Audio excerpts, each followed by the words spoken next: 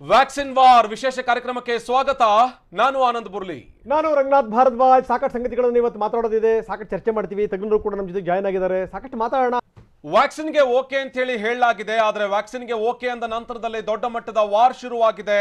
ಇದು ಎಂಥ ವಾರ್ ಅಂತ ಲೆಕ್ಕ ಹಾಕ್ತಾ ಹೋದ್ರೆ ಇದು ರಾಜಕೀಯ ನಾಯಕರು ತಮ್ಮದೇ ಆದಂತ ರೀತಿಯಲ್ಲಿ ವ್ಯಾಕ್ಸಿನ್ ಅನ್ನ ವ್ಯಾಖ್ಯಾನಿಸ್ತಾ ಇದ್ದಾರೆ. ಇದು ಕೊರೋನಾ ಸಂಜೀವಿನಿಯ ಅತಿ ದೊಡ್ಡ ಸ್ಟೋರಿ. ಇದು ಕೊರೋನಾಗೆ ಸಂಬಂಧಪಟ್ಟ ಹಾಗೆ ಸದ್ಯಕ್ಕೆ ಲಸಿಕೆಯನ್ನು ಓಕೆ ಆಗಿದೆ. ಕೊರೋನಾಗೆ ಸಿಕ್ಕಿರುವಂತಹ ಲಸಿಕೆಯ ಬಗ್ಗೆ ದೊಡ್ಡ ಮಟ್ಟದ ಚರ್ಚೆ ಶುರುವಾಗಿದೆ. ಎಂಆರ್ಗೆ ಕಂಡು ಹಿಡಿದಿರುವಂತಹ ಬ್ರಹ್ಮಾಸ್ತ್ರದ ಸತ್ಯ ದರ್ಶನ. ಟಿವಿ9 ನಲ್ಲಿ ಬೇರೆಲ್ಲೂ ಇಲ್ಲದ ನಿಖರ ಮತ್ತು ಸ್ಪಷ್ಟ ಅಂಕಿ ಅಂಶಗಳ ದರ್ಶನ. ಇದು ಕೊರೋನಾ ಸಂಜೀವಿನಿಯ ಅಸಲಿಯತ್ತು ತೆರೆದಿಡ್ತಾ ಇದೆ. ಟಿವಿ9 ಕೊರೋನಾ ಸಂಜೀವಿನಿಯ ಅಸಲಿಯತ್ತನ್ನ ತೆರೆದಿಡ್ತಾ ಇದೆ. ಇದು ಕೊರೋನಾದಂತ ಸಂಕಷ್ಟ ಕಾಲದಲ್ಲಿ ಸದ್ಯಕ್ಕೆ ಸಂಜೀವಿನಿ ರೀತಿಯಾಗಿ ಹೊರಬಂದಿರುವಂತಹ ವ್ಯಾಕ್ಸಿನ್ಗೆ ಸಂಬಂಧಪಟ್ಟ ಹಾಗಿನ ಕಂಪ್ಲೀಟ್ ಡೀಟೇಲ್ಸ್ ಅನ್ನು ನಿಮಗೆ ಕೊಡ್ತಾ ಹೋಗ್ತೀವಿ. ಬ್ರಹ್ಮಾಸ್ತ್ರದ ಸತ್ಯ ದರ್ಶನವನ್ನ ನಿಮಗೆ ಮಾಡಿಸ್ತಾ ಹೋಗ್ತೀವಿ. ಇದು ಬೇರೆಲ್ಲೂ ಇಲ್ಲದ ನಿಖರ ಮತ್ತು ಸ್ಪಷ್ಟ ಅಂಕಿ ಅಂಶಗಳ ಸಮೇತವಾಗಿ ವ್ಯಾಕ್ಸಿನ್ಗೆ ಸಂಬಂಧಪಟ್ಟ ಹಾಗಿರುವಂತಹ ಡೀಟೇಲ್ಸ್ ಅನ್ನು ನಿಮಗೆ ಕೊಡ್ತಾ ಹೋಗ್ತೀವಿ. ಈ ಕೊರೋನಾ ಸಂಜೀವಿನಿಯ ಅಸಲಿಯತ್ತನ್ನ ಟಿವಿ9 ತೆರೆದಿಡ್ತಾ ಹೋಗುತ್ತೆ. ಯಾವಾಗ ಲಸಿಕೆಗೆ ಓಕೆ ಅಂತೇಳಿ ಹೇಳಲಾಯ್ತು, ತದನಂತರದಲ್ಲಿ ಶುರುವಾಗಿರುವಂತಹ ವಾರ್ ಇದು. Vaccine war. ಆ ಪಕ್ಷದ ವ್ಯಾಕ್ಸಿನ್ ಇದು, ಈ ಪಕ್ಷದ ವ್ಯಾಕ್ಸಿನ್ ಇದು. ಈ ವ್ಯಾಕ್ಸಿನ್ ತೆಗೆದುಕೊಂಡ್ರೆ ಹೀಗಾಗುತ್ತೆ ಹಾಗಾಗುತ್ತೆ ಎನ್ನುವಂತಹ ಮಾತುಗಳನ್ನ ತಮ್ಮದೇ ಆದಂತಹ ರೀತಿಯಲ್ಲಿ ರಾಜಕೀಯ ನಾಯಕರುಗಳು ವ್ಯಕ್ತಪಡಿಸ್ತಾ ಇದ್ದಾರೆ. ಅಭಿಪ್ರಾಯಗಳನ್ನ ಜನರ ಮುಂದಿಡ್ತಿದ್ದಾರೆ. ಈ ಕಾರಣಕ್ಕಾಗಿ ಟಿವಿ9 ನಲ್ಲಿ ಸಂಜೀವಿನಿಯ ಅಸಲಿಯತ್ತನ್ನ ನಿಮ್ಮ ಮುಂದೆ ತೋರಿಸ್ತಾ ಹೋಗುತ್ತೆ. ಸದ್ಯಕ್ಕೆ ಓಕೆ ಅನಿಸಿಕೊಂಡಿರುವಂತಹ ಎರಡೂ ವ್ಯಾಕ್ಸಿನ್ಗಳು ಎಷ್ಟರ ಮಟ್ಟಿಗೆ ಸಂಜೀವಿನಿಯಾಗಿ ಕೆಲಸವನ್ನ ಮಾಡ್ತವೆ, ಜನರ ಪ್ರಾಣ ಉಳಿಸುವಂತಹ ನಿಟ್ಟಿನಲ್ಲಿ ಕೆಲಸ ಮಾಡ್ತವೆ ಅನ್ನೋದನ್ನ ನಿಮಗೆ ತೋರಿಸ್ತಾ ಹೋಗ್ತೀವಿ. ಟಿವಿ9 ನಲ್ಲಿ ಬೇರೆಲ್ಲೂ ಇಲ್ಲದಂತ ನಿಖರ ಸ್ಪಷ್ಟವಾಗಿರುವಂತಹ ಅಂಕಿ ಅಂಶದ ಸಮೇತವಾಗಿ ವ್ಯಾಕ್ಸಿನ್ ನ ದರ್ಶನವನ್ನು ನಿಮಗೆ ಮಾಡುತ್ತಾ ಹೋಗ್ತೀವಿ. ನಡೀತಾ ಇರುವಂತಹ ಅಷ್ಟು ಚರ್ಚೆಯನ್ನು ನಿಮ್ಮ ಮುಂದೆ ತೆರೆದಿಡ್ತಾ ಹೋಗ್ತೀವಿ. ಈ ವ್ಯಾಕ್ಸಿನ್ ವಿಚಾರವಾಗಿ ನಡೀತಾ ಇರುವಂತಹ ರಾಜಕೀಯ ಕೆಸರೆರಚಾಟ, ಅದರ ಜೊತೆಗೆ ನಡೀತಾ ಇರುವಂತಹ ದೊಡ್ಡ ಮಟ್ಟದ ಟಾಪ್ ವಾರ್, ಇವೆರಡೂ ವಿಚಾರಕ್ಕೆ ಸಂಬಂಧಪಟ್ಟ ಹಾಗೆ ಕಂಪ್ಲೀಟ್ ಡೀಟೇಲ್ಸ್ ಅನ್ನ ಕೊಡ್ತಾ ಹೋಗ್ತೀವಿ. ಆ ಮೂಲಕ ವ್ಯಾಕ್ಸಿನ್ ವಾರ್ಗೆ ಸಂಬಂಧಪಟ್ಟ ಹಾಗಿನ ಯಾವ್ಯಾವ ರಾಜಕೀಯ ನಾಯಕರುಗಳು ಯಾವ್ಯಾವ ರೀತಿಯಾಗಿ ಮಾತನಾಡ್ತಾ ಇದ್ದಾರೆ, ವ್ಯಾಕ್ಸಿನ್ಗೆ ಓಕೆ ಅಂದ ಬೆನ್ನಲ್ಲೇ ಶುರುವಾಗಿರುವಂತಹ ಚರ್ಚೆ ಎಂಥದ್ದು, ಇದೆಲ್ಲವನ್ನೂ ಕೂಡ ನಿಮ್ಮ ಮುಂದೆ ಇಡ್ತಾ ಹೋಗ್ತೀವಿ. ಜಗತ್ತನ್ನೇ ಕಾಡಿದ ಕೊರೋನಾ ಕೊಂದು ಹಾಕುತ್ತಾ ಈ ಸಂಜೀವಿನಿ ಈ ಜಗತ್ತನ್ನೇ ಹಿಪ್ಪೆ ಮಾಡಿದೆ.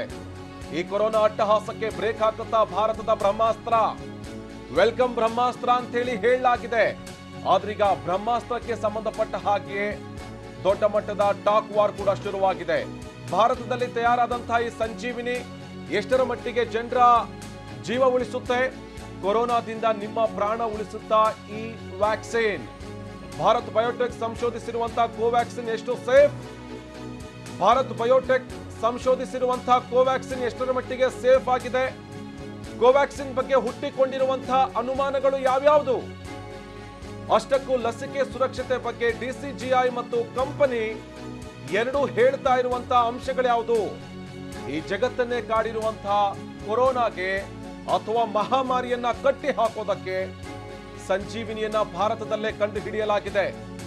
ಭಾರತದಲ್ಲೇ ಅಭಿವೃದ್ಧಿಪಡಿಸಿ, ಭಾರತದಲ್ಲೇ ಸಂಶೋಧಿಸಿ, ಕೊನೆಗೆ ಭಾರತದಲ್ಲೇ ಅದನ್ನ ತಯಾರು ಮಾಡಲಾಗಿರುವಂತಹ ಕೋವ್ಯಾಕ್ಸಿನ್ ಎಷ್ಟರ ಮಟ್ಟಿಗೆ ಸೇಫ್ ಅನ್ನುವಂತಹ ವಿಚಾರವನ್ನು ನಿಮಗೆ ಹೇಳ್ತಾ ಹೋಗ್ತೀವಿ.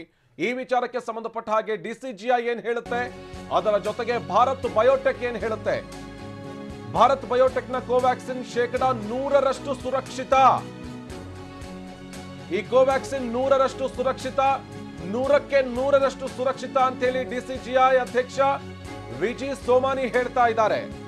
ಭಾರತ್ ಬಯೋಟೆಕ್ ಎಂಡಿ ಕೃಷ್ಣ ಎಲ್ಲಾ ಪ್ರಕಾರ 200ರಷ್ಟು ಸುರಕ್ಷಿತ. ಈ ಸುರಕ್ಷೆ ವಿಚಾರಕ್ಕೆ ಸಂಬಂಧಪಟ್ಟ ಹಾಗೆ ಕಂಪನಿ ಹಾಗೇನೆ ಸರ್ಕಾರ ಹೇಳ್ತಾ ಇರುವಂತಹ ಮಾತನ್ನ ಗಮನಿಸ್ತಾ ಹೋದ್ರೆ ಕೋವ್ಯಾಕ್ಸಿನ್ 100ಕ್ಕೆ 100ರಷ್ಟು ಸುರಕ್ಷಿತ ಅನ್ನುವಂತಹ ಮಾತು. ಲಸಿಕೆಯ 1 ಮತ್ತು 2ನೇ ಹಂತದ ಪ್ರಯೋಗದ ಅಂಕಿಅಂಶ ಬಂದಿಲ್ಲ. ಸುರಕ್ಷತೆ ಪರಿಣಾಮಕಾರಿತನದ ಅಂಕಿಅಂಶವನ್ನ ಇಲ್ಲಿಯವರೆಗೂ ಕಂಪನಿ ಬಿಡುಗಡೆಯನ್ನ ಮಾಡಿಲ್ಲ. ಫೈಜರ್ ಕಂಪನಿಗೆ ಸರಿಸಮಾನವಾಗಿ ಕೋವ್ಯಾಕ್ಸಿನ್ ಬಗ್ಗೆ 5 ಲೇಖನಗಳನ್ನು ಬರೆಯಲಾಗಿದೆ. ಈ ಫೈಸರ್ ಕಂಪನಿಯ ವ್ಯಾಕ್ಸಿನ್ಗೆ ಸಂಬಂಧಪಟ್ಟ ಹಾಗೆ ಅಂತಾರಾಷ್ಟ್ರೀಯ ವೈದ್ಯಕೀಯ ಜರ್ನಲ್ಗಳಲ್ಲಿ ಲೇಖನಗಳು ಪ್ರಕಟವಾಗಿದ್ದಾವೆ. ಕೋವ್ಯಾಕ್ಸಿನ್ ಎಷ್ಟರ ಮಟ್ಟಿಗೆ ಸೇಫ್ ಅನ್ನುವಂತ ವಿಚಾರಕ್ಕೆ ಈ ಕುರಿತು ಭಾರತ್ ಬಯೋಟೆಕ್ನ ಎಂಡಿ ಕೃಷ್ಣ ಕೊಟ್ಟಿರುವಂತಹ ಹೇಳಿಕೆ ಇದು. ಕೃಷ್ಣ ಎಲ್ಲ 3ನೇ ಹಂತದ ಪ್ರಯೋಗದ ಫಲಿತಾಂಶಗಳು ಮಾರ್ಚ್ ನಲ್ಲಿ ಲಭ್ಯವಾಗ್ತವೆ. ಈ 3ನೇ ಹಂತದ ಪ್ರಯೋಗದ ಫಲಿತಾಂಶ ಮಾರ್ಚ್ ನಲ್ಲಿ ಲಭ್ಯ ಆಗುತ್ತೆ. ಮಾರ್ಚ್ ನಲ್ಲಿ ಫಲಿತಾಂಶ ಲಭ್ಯವಾಗುತ್ತೆ ಅಂತ ಹೇಳಿ ಭಾರತ್ ಬಯೋಟೆಕ್ನ ಎಂಡಿ ಕೃಷ್ಣ ಎಲ್ಲ ಹೇಳ್ತಾ ಇದ್ದಾರೆ. ಸದ್ಯಕ್ಕೆ ಕೋವ್ಯಾಕ್ಸಿನ್ ಲಸಿಕೆ ಸೇಫ್ ಅಂತ ಹೇಳಿ ಭಾರತ್ ಬಯೋಟೆಕ್ ಕಂಪನಿ ಹೇಳ್ತಾ ಇದೆ. ಅದರ ಜೊತೆಗೆ DCGI ಕೂಡ ಇದೇ ಮಾತನ್ನ ಹೇಳ್ತಾ ಇದೆ, ಇಲ್ಲಿ ಕಂಪನಿ ಸೇಫ್ ಅನ್ನುವಂತಹ ವಿಚಾರವನ್ನ. ಅದರ ಜೊತೆಗೆ DCGI ಕೂಡ ಇದು ಸೇಫ್ ಅಂತ ಹೇಳ್ತಾ ಇದೆ. ಇನ್ನು ಭಾರತ್ ಬಯೋಟೆಕ್ ಕಂಪನಿಯ MD 200% ಸುರಕ್ಷಿತ ಅನ್ನುವಂತ ಮಾತನ್ನ ಹೇಳ್ತಾ ಇದ್ದಾರೆ. ಹಾಗಿದ್ರೆ ಇಡೀ ಕೋವ್ಯಾಕ್ಸಿನ್ ವಿಚಾರಕ್ಕೆ ಸಂಬಂಧಪಟ್ಟ ಹಾಗೆ ಅದರ ಸೇಫ್ಟಿ, ಅದರ ಜೊತೆಗೆ ಪರಿಣಾಮಕಾರಿತನ ಎಷ್ಟರ ಮಟ್ಟಿಗಿದೆ ಅನ್ನುವಂತ ಡೀಟೇಲ್ಸ್ ಅನ್ನ ನಮ್ಮ ಕೊಲೀಗ್ ಅವಿನಾಶ್ ಕೊಡ್ತಾ ಹೋಗ್ತಾರೆ. Over to you Avinash. Yes Anand, ಈ ಲಸಿಕೆ ವಿಚಾರವಾಗಿ ಬಹಳ ಗಮನಿಸಬೇಕಾದಂತ 2 ವಿಚಾರಗಳು ಅಂತಂದ್ರೆ, ಒಂದು ಎಫಿಕಸಿ, ಎರಡನೇದಾಗಿ ಸೇಫ್ಟಿ. ಈ ವಿಚಾರದಲ್ಲೂ ಕೂಡ DCGI ಮೊನ್ನೆ ಸುದ್ದಿಗೋಷ್ಠಿಯಲ್ಲಿ ತಿಳಿಸ್ತು, ಅವರಿಗೆ ಬಂದಂತ ರಿಪೋರ್ಟ್ ನಲ್ಲಿ 100% ಸೇಫ್ ಅನ್ನೋ ರೀತಿಯಾಗಿದೆ. ಭಾರತ್ ಬಯೋಟೆಕ್ನ ಕೋವ್ಯಾಕ್ಸಿನ್ 100% ಸುರಕ್ಷಿತ. ಇದರ ಬಗ್ಗೆ ಯಾರು ಕೂಡ ಆತಂಕ ಪಡಬೇಕಾಗಿಲ್ಲ, ಸಂಶಯ ಪಡಬೇಕಾಗಿಲ್ಲ ಅಂತ ಮೊನ್ನೆಯ ಸುದ್ದಿಗೋಷ್ಠಿಯಲ್ಲಿ ವಿಜಿ ಸೋಮಾನಿ ಅವರು ಹೇಳಿದ್ರು. 100% ಸುರಕ್ಷಿತ ಅಂತ ಈಗ DCGI ಅಧ್ಯಕ್ಷರು ಹೇಳಿರುವಂತದ್ರಿಂದ ಯಾವುದೇ ಭಯ ಬೇಡ. ಜನರಲ್ಲಿ ಒಂದು ಆತಂಕ ಇದ್ದಿರುತ್ತೆ, ವ್ಯಾಕ್ಸಿನ್ ಅನ್ನು ಪಡೆದಂತಹ ಸಂದರ್ಭದಲ್ಲಿ ದೇಹಕ್ಕೆ ಏನಾದರೂ ಎಫೆಕ್ಟ್ ಆಗುತ್ತಾ, ಬಹಳಷ್ಟು ಮಂದಿಗೆ ವಾಮಿಟಿಂಗ್ ಸೆನ್ಸೇಷನ್, ಸುಸ್ತಾಗುವಂಥದ್ದು, ಜ್ವರ ಬರುವಂಥದ್ದು ಕಾಣಿಸುತ್ತೆ ಅನ್ನೋದು.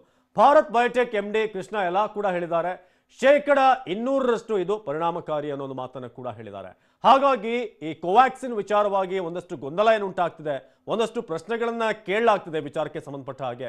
ಇವರು ಅಂಕಿಅಂಶವನ್ನ ಯಾಕೆ ಬಹಿರಂಗ ಪಡಿಸ್ತಾ ಇಲ್ಲ, ಜೊತೆಗೆ ಬೇರೆ ವ್ಯಾಕ್ಸಿನ್ಗಳು ಫೈಸರ್ ಇರ್ಬೋದು, ಮಾಡರ್ನಾ ಇರ್ಬೋದು, ಸ್ಪುಟ್ನಿಕ್ ಇರ್ಬೋದು, ಅವ್ರಿಗೆ ಕಂಪೇರ್ ಮಾಡಿದ್ರೆ ಅಂಕಿಅಂಶಗಳ ವಿಚಾರದಲ್ಲಿ ಎಲ್ಲೋ ಒಂದ್ ಕಡೆ ಇನ್ನೂ ಕೂಡ ಗೊಂದಲ ಇದೆ ಅನ್ನೋದು ಒಂದಷ್ಟು ಜನ ಎತ್ತಿರುವಂತಹ ಪ್ರಶ್ನೆ. ಆದ್ರೆ ವಿಜಯ್ ಸೋಮಾನಿ ಇರ್ಬೋದು, ಕೃಷ್ಣ ಎಲ್ಲ ಇಬ್ರು ಕೂಡ ಹೇಳಿರುವಂತಹ ಪ್ರಕಾರ 200% ಈ ಒಂದು ವ್ಯಾಕ್ಸಿನ್ ಏನಿದೆ ಅದು ಸೇಫ್ ಆಗಿದೆ ಅಂತ ಹೇಳಿರೋದು.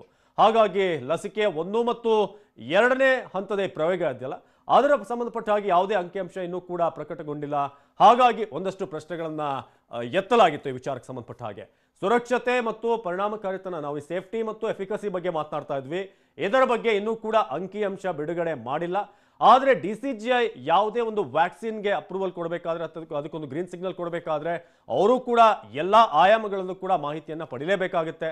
ಯಾಕಂದ್ರೆ ನಾಳೆ ಏನಾದರೂ ರಿಸ್ಕ್ ಆದರೆ ಅದರ ಜವಾಬ್ದಾರಿನ DCGI ಕೂಡ ಅಲ್ಲಿ ತೆಗೆದುಕೊಳ್ಬೇಕಾಗುತ್ತೆ. ಅದಕ್ಕೋಸ್ಕರ ಫೈಸರ್ ಕಂಪನಿಗೆ ಸರಿಸಮಾನವಾಗಿ ಕೋವ್ಯಾಕ್ಸಿನ್ ಬಗ್ಗೆ ಕೂಡ ವಿದೇಶಿ ಜರ್ನಲ್ಗಳಲ್ಲಿ 5 ಲೇಖನ ಬಂದಿದೆ ಅಂತ. ಅಲ್ಲಿಗೆ ನೀವು ಲೆಕ್ಕ ಹಾಕ್ಬೋದು ಎಷ್ಟು ಮಟ್ಟಿಗೆ ಸೇಫ್ ಅಂತ ಕೃಷ್ಣ ಎಲ್ಲ ಅವ್ರು ಹೇಳ್ತಾರೆ.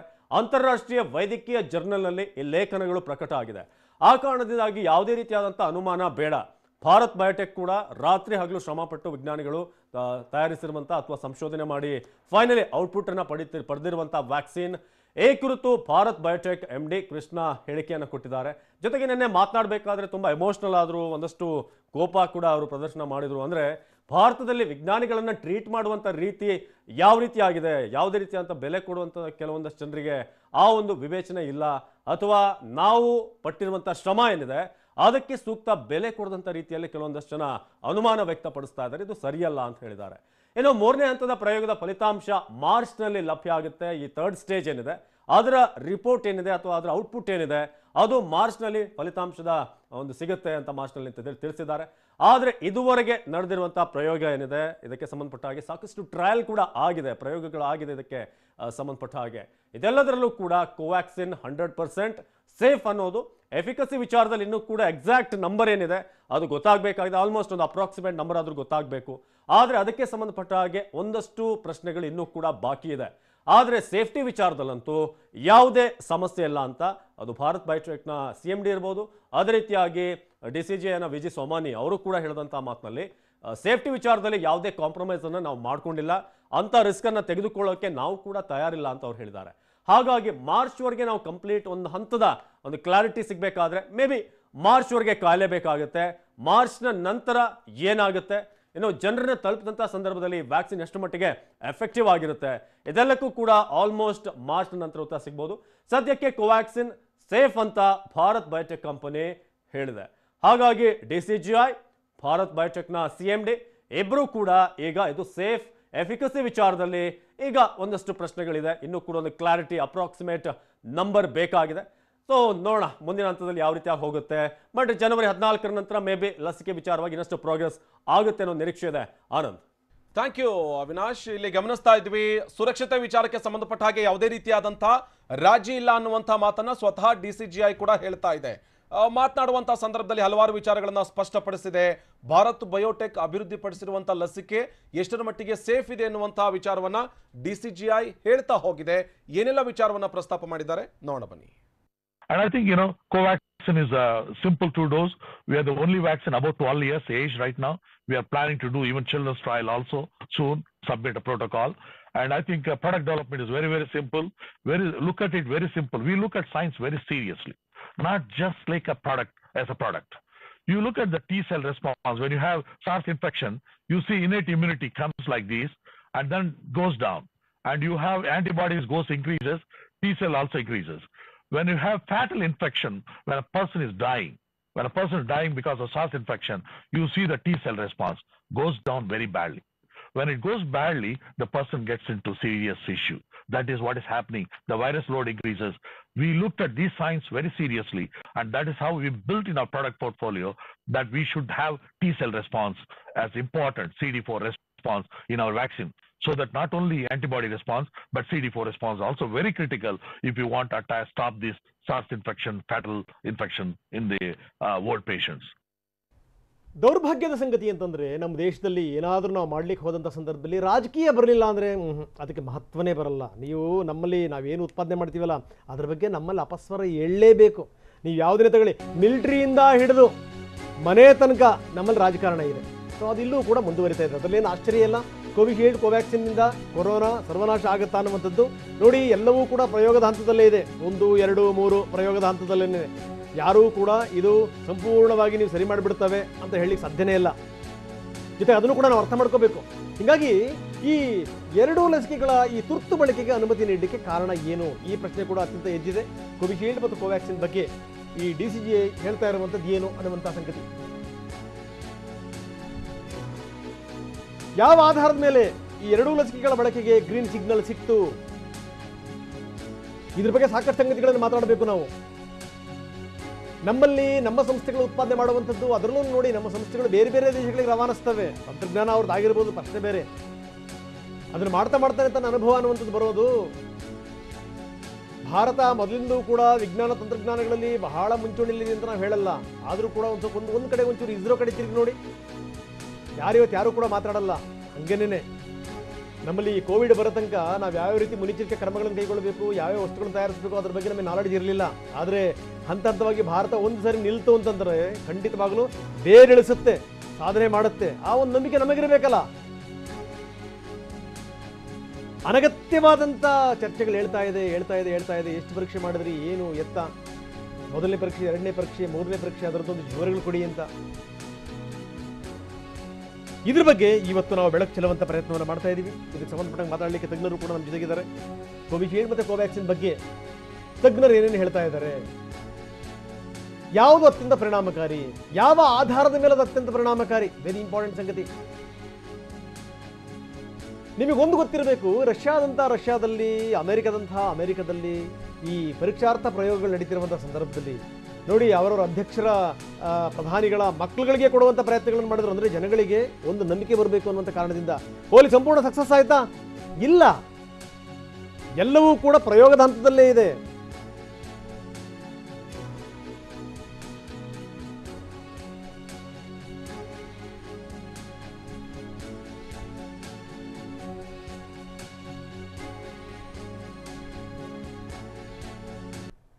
ಹಾಗಾದರೆ ಇದರ ಪರಿಣಾಮ ಎಷ್ಟರ ಮಟ್ಟಿಗಿದೆ, ಯಾವ ಆಧಾರದ ಮೇಲೆ ಗ್ರೀನ್ ಸಿಗ್ನಲ್ ಕೊಟ್ಟರು? ಬನ್ನಿ ಇದ್ರ ಬಗ್ಗೆ ಅವಿನಾಶ್ ಇನ್ನಷ್ಟು ವಿವರವನ್ನು ಕೊಡ್ತಾ ಇದ್ದಾರೆ. Over to Avinash. Yes Ranganath, ಒಂದು ವ್ಯಾಕ್ಸಿನ್ ತಯಾರಿಕೆ ಅಂತಂದ್ರೆ 9 ತಿಂಗಳು ಇಟ್ಸ್ ವೆರಿ ಶಾರ್ಟ್ ಟೈಮ್ ಅಂತ ಹೇಳಬೇಕು. ಯಾಕಂದ್ರೆ ಇನ್ನೂ ಬಹಳ ಕಾಲ ಅಗತ್ಯ ಇದೆ. ಯಾಕಂದ್ರೆ ಹಿಂದಿನ ಹಲವಾರು ಕೇಸ್ಗಳನ್ನು ನಾವು ನೋಡಿದ್ದೀವಿ. ಒಂದು ವ್ಯಾಕ್ಸಿನ್ ಅನ್ನು ಕಂಡು ಹಿಡಿಬೇಕಾದ್ರೆ ಅದ್ರ ಪ್ರಾಸೆಸ್ ಬಹಳ ಲಾಂಗ್ ಪ್ರೋಸೆಸ್ ಆಗಿರುತ್ತೆ. ಆದರೆ ಈಗ ಅನಿವಾರ್ಯತೆ ಹೆಚ್ಚಾಗಿರೋದ್ರಿಂದಾಗಿ ತುರ್ತು ಬಳಕೆಗಾಗಿ ಮೊನ್ನೆಷ್ಟೇ ಹೇಳಲಾಯಿತು, ಬಹಳ ಎಮರ್ಜೆನ್ಸಿ ಕಂಡೀಷನ್ ಏನಿರುತ್ತೆ ಆ ಟೈಮ್ನಲ್ಲಿ ಮಾತ್ರ ಇದಕ್ಕೆ ಯೂಸ್ ಮಾಡೋದಕ್ಕೆ ಅವಕಾಶ ಅಂತ. ಹಾಗಾಗಿ ಕೋವ್ಯಾಕ್ಸಿನ್ ಮತ್ತು ಕೋವಿಶೀಲ್ಡ್ ಬಳಕೆಗೆ DCGI ಅನುಮತಿ ಕೊಡಬೇಕಾದ್ರೆ ಬಹಳ ಇಂಪಾರ್ಟೆಂಟ್ ಆಗಿ ಸ್ಪೆಸಿಫಿಕ್ ಆಗಿ ಇದನ್ನೇ ಹೇಳಿರುವಂಥದ್ದು. ಎಮರ್ಜೆನ್ಸಿ ಯೂಸ್ಗೆ ಈಗ ತುರ್ತು ಬಳಕೆಗೆ ನಾವು ಅವಕಾಶವನ್ನು ಮಾಡಿಕೊಟ್ಟಿದ್ದೀವಿ. ಇನ್ನೂ ಕೂಡ ಟ್ರಯಲ್ಗಳು ಆಗುವಂಥದ್ದಿದೆ, ಅದು ಸಾಕ್ತಾನೆ ಇರುತ್ತೆ. ಆದರೆ ಇಲ್ಲಿ ಒಂದಷ್ಟು ಅಪಸ್ವರ ಕೇಳಿ ಬರ್ತಾ ಇರೋದು ಅಂಕಿಅಂಶಗಳನ್ನು ಇವರು ಬಿಡುಗಡೆ ಮಾಡ್ತಾ ಇಲ್ಲ, ಎಷ್ಟು ಮಟ್ಟಿಗೆ ಪರಿಣಾಮಕಾರಿ ಇದೆ ಅನ್ನೋದು. ಜೊತೆಗೆ ಎಲ್ಲೋ ಒಂದು ಕಡೆ ನಮ್ದು ಕೂಡ ಮುಂಚೆ ಬರಬೇಕು, ನಮ್ಮ ಈ ವ್ಯಾಕ್ಸಿನ್ ಏನಿದೆ ಅದು ಬೇಗ ಬಂದಿದೆ ಅನ್ನಿಸ್ಕೊಳ್ಬೇಕು ಅಂತ ಏನಾದರೂ ಆತುರ ಮಾಡ್ತಿದ್ದಾರೆ ಅಂತ ಒಂದಷ್ಟು ಪ್ರಶ್ನೆಗಳು ಬರ್ತಾ ಇದೆ. 2 ಲಸಿಕೆಗಳು ಕೊರೋನಾ ವೈರಸ್ ವಿರುದ್ಧ ಪರಿಣಾಮಕಾರಿ ಅಂತ DCGI ಮೊನ್ನೆ ಪ್ರೆಸ್ ಮೀಟ್ ಅಲ್ಲಿ ಹೇಳಿದ ವಿಜಿ ಸೋಮಾನಿ ಅವರು ಹೇಳಿದ್ದಾರೆ. ಜನರ ಬಳಕೆಗೆ ಸುರಕ್ಷಿತ, ಇದು ಸೇಫ್ಟಿ ಅಂತ ನಮಗೆ ಅನಿಸಿದ ಮೇಲೆನೆ ನಾವು ಇದಕ್ಕೆ ಅಪ್ರೂವಲ್ ಅನ್ನು ಕೊಟ್ಟಿರೋದು, ಇದಕ್ಕೆ ಓಕೆ ಅಂತ ನಾವು ಹೇಳಿರೋದೆ, ಅದು ಸೇಫ್ ಅಂತ ಗೊತ್ತಾದ ಮೇಲೆ ಅಂತ ತಜ್ಞರ ಸಮಿತಿ ಕೂಡ ಶಿಫಾರಸು ಮಾಡಿತ್ತು. ಅದರಲ್ಲೂ ಕೂಡ ರಿಪೋರ್ಟ್ ಅನ್ನು ನೋಡಿದಂತಹ ಸಂದರ್ಭದಲ್ಲಿ DCGI ಅದನ್ನು ಕ್ಲಿಯರ್ ಕಟ್ ಆಗಿ ಹೇಳಿದೆ. ಏನೋ ಕೋವಿಡ್ ವ್ಯಾಕ್ಸಿನ್ಗೆ ಸಂಬಂಧಪಟ್ಟ ಹಾಗೆ ಕೋವಿಶೀಲ್ಡ್ ಮೊದಲು ನಾವು ನೋಡೋದಾದ್ರೆ 70% ಸೇಫ್ ಆಗಿದೆ ಅಂತ ಮಾಹಿತಿ ಇದೆ, 70% ಎಫಿಕಸಿ ಇದೆ ಅಂತ. ಅಂದ್ರೆ 100 ಮಂದಿಗೆ ಈ ವ್ಯಾಕ್ಸಿನ್ ಅನ್ನು ಕೊಟ್ರೆ 70 ಮಂದಿಗೆ ಇದು ಎಫೆಕ್ಟಿವ್ ಆಗಿರುತ್ತೆ, ಪರಿಣಾಮ ಬೀರುತ್ತೆ ಅನ್ನೋದು. ಏನೋ ಸೆರಮ್ ಇನ್ಸ್ಟಿಟ್ಯೂಟ್ ನಿಂದ ಕೋವಿಶೀಲ್ಡ್ ಸೇಫ್ಟಿ ಬಗ್ಗೆ ಕೂಡ ಸ್ಪಷ್ಟನೆ ಸಿಕ್ಕಿದೆ. ಹಾಗಾಗಿ ಕೋವಿಶೀಲ್ಡ್ ವಿಚಾರವಾಗಿ ಸದ್ಯಕ್ಕೆ ಯಾರು ಕೂಡ ಅಂತ ಪ್ರಶ್ನೆಗಳನ್ನ ಮಾಡಿಲ್ಲ. ಆದರೆ ಕ್ವಶನ್ ಅರೈಸ್ ಆಗ್ತಿರೋದು ಕೋವ್ಯಾಕ್ಸಿನ್ ವಿಚಾರವಾಗಿ. ಮೇ ಬಿ ಅದು ನಮ್ಮ ದೇಶದ ಕಡೆಯಿಂದಲೇ ಉತ್ಪಾದನೆ ಆಗ್ತಿರುವಂತ ಒಂದು ಕಾರಣ ಇದ್ದಿದ್ರು ಇರಬಹುದು.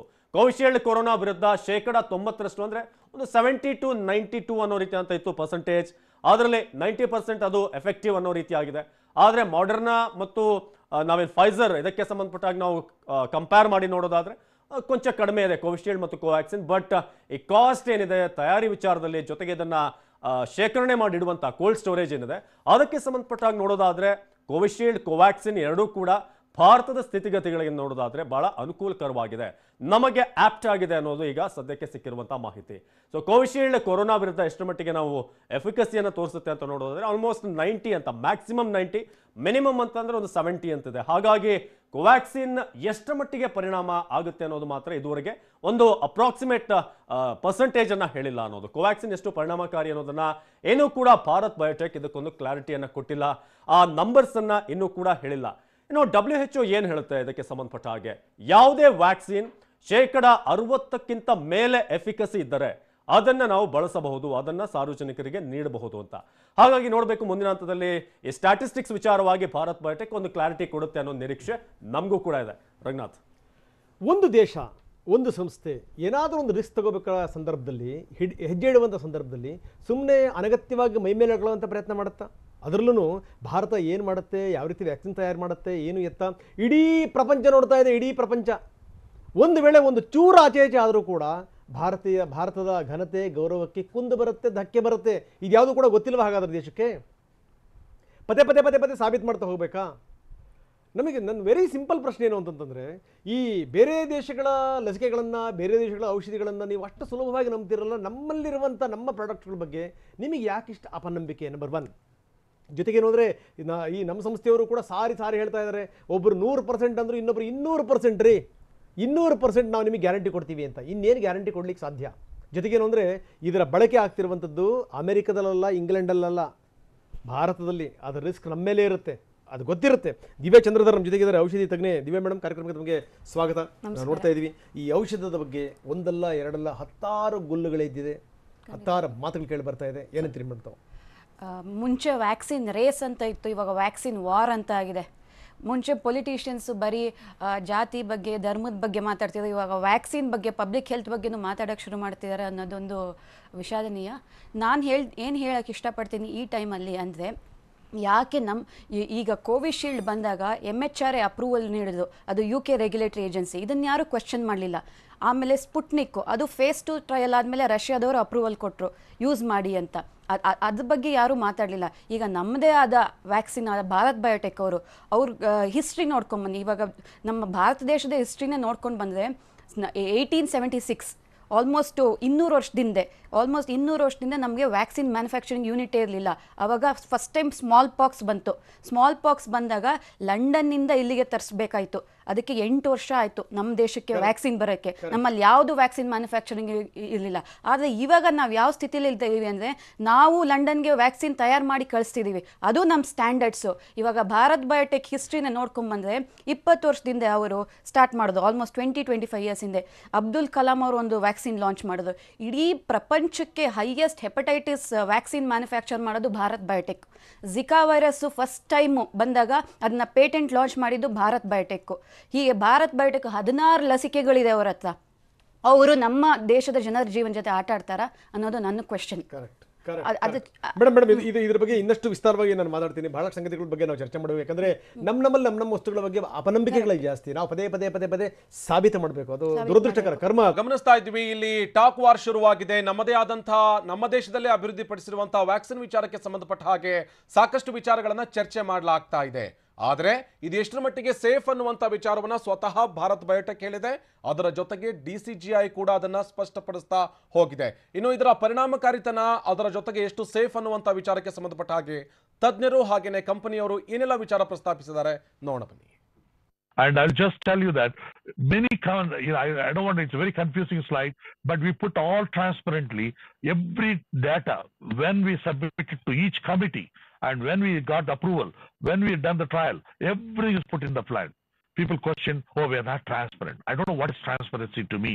When I put everything in the black and white like this, people still question transparent, because Indian scientists are cheap people. You can throw the stones on them on anything you want to. And that is a problem. And I think, people ask, oh, we don't have any data public domain. Public domain it takes. In 6 months, 7 months, when the vaccine going in a fast track clearances, we are also under pressure. And we are the only company published 5 articles. I'll give you indication on this. BSL-3, we are the only BSL-3 production facility in the world. We are proud to say that. Even US government doesn't have. UK government doesn't have BSL-3 production facility. They have a lab, but not a production facility. I'm proud to say that India has got BSL-3 production facilities. And we are here to help any of the public health emergency of any part of the world, in the world. That we are ready to help them, anybody in the world. And I think, you look at it, people ask a question, how many publications you have? You look at Pfizer, they have 5 publications, Pfizer.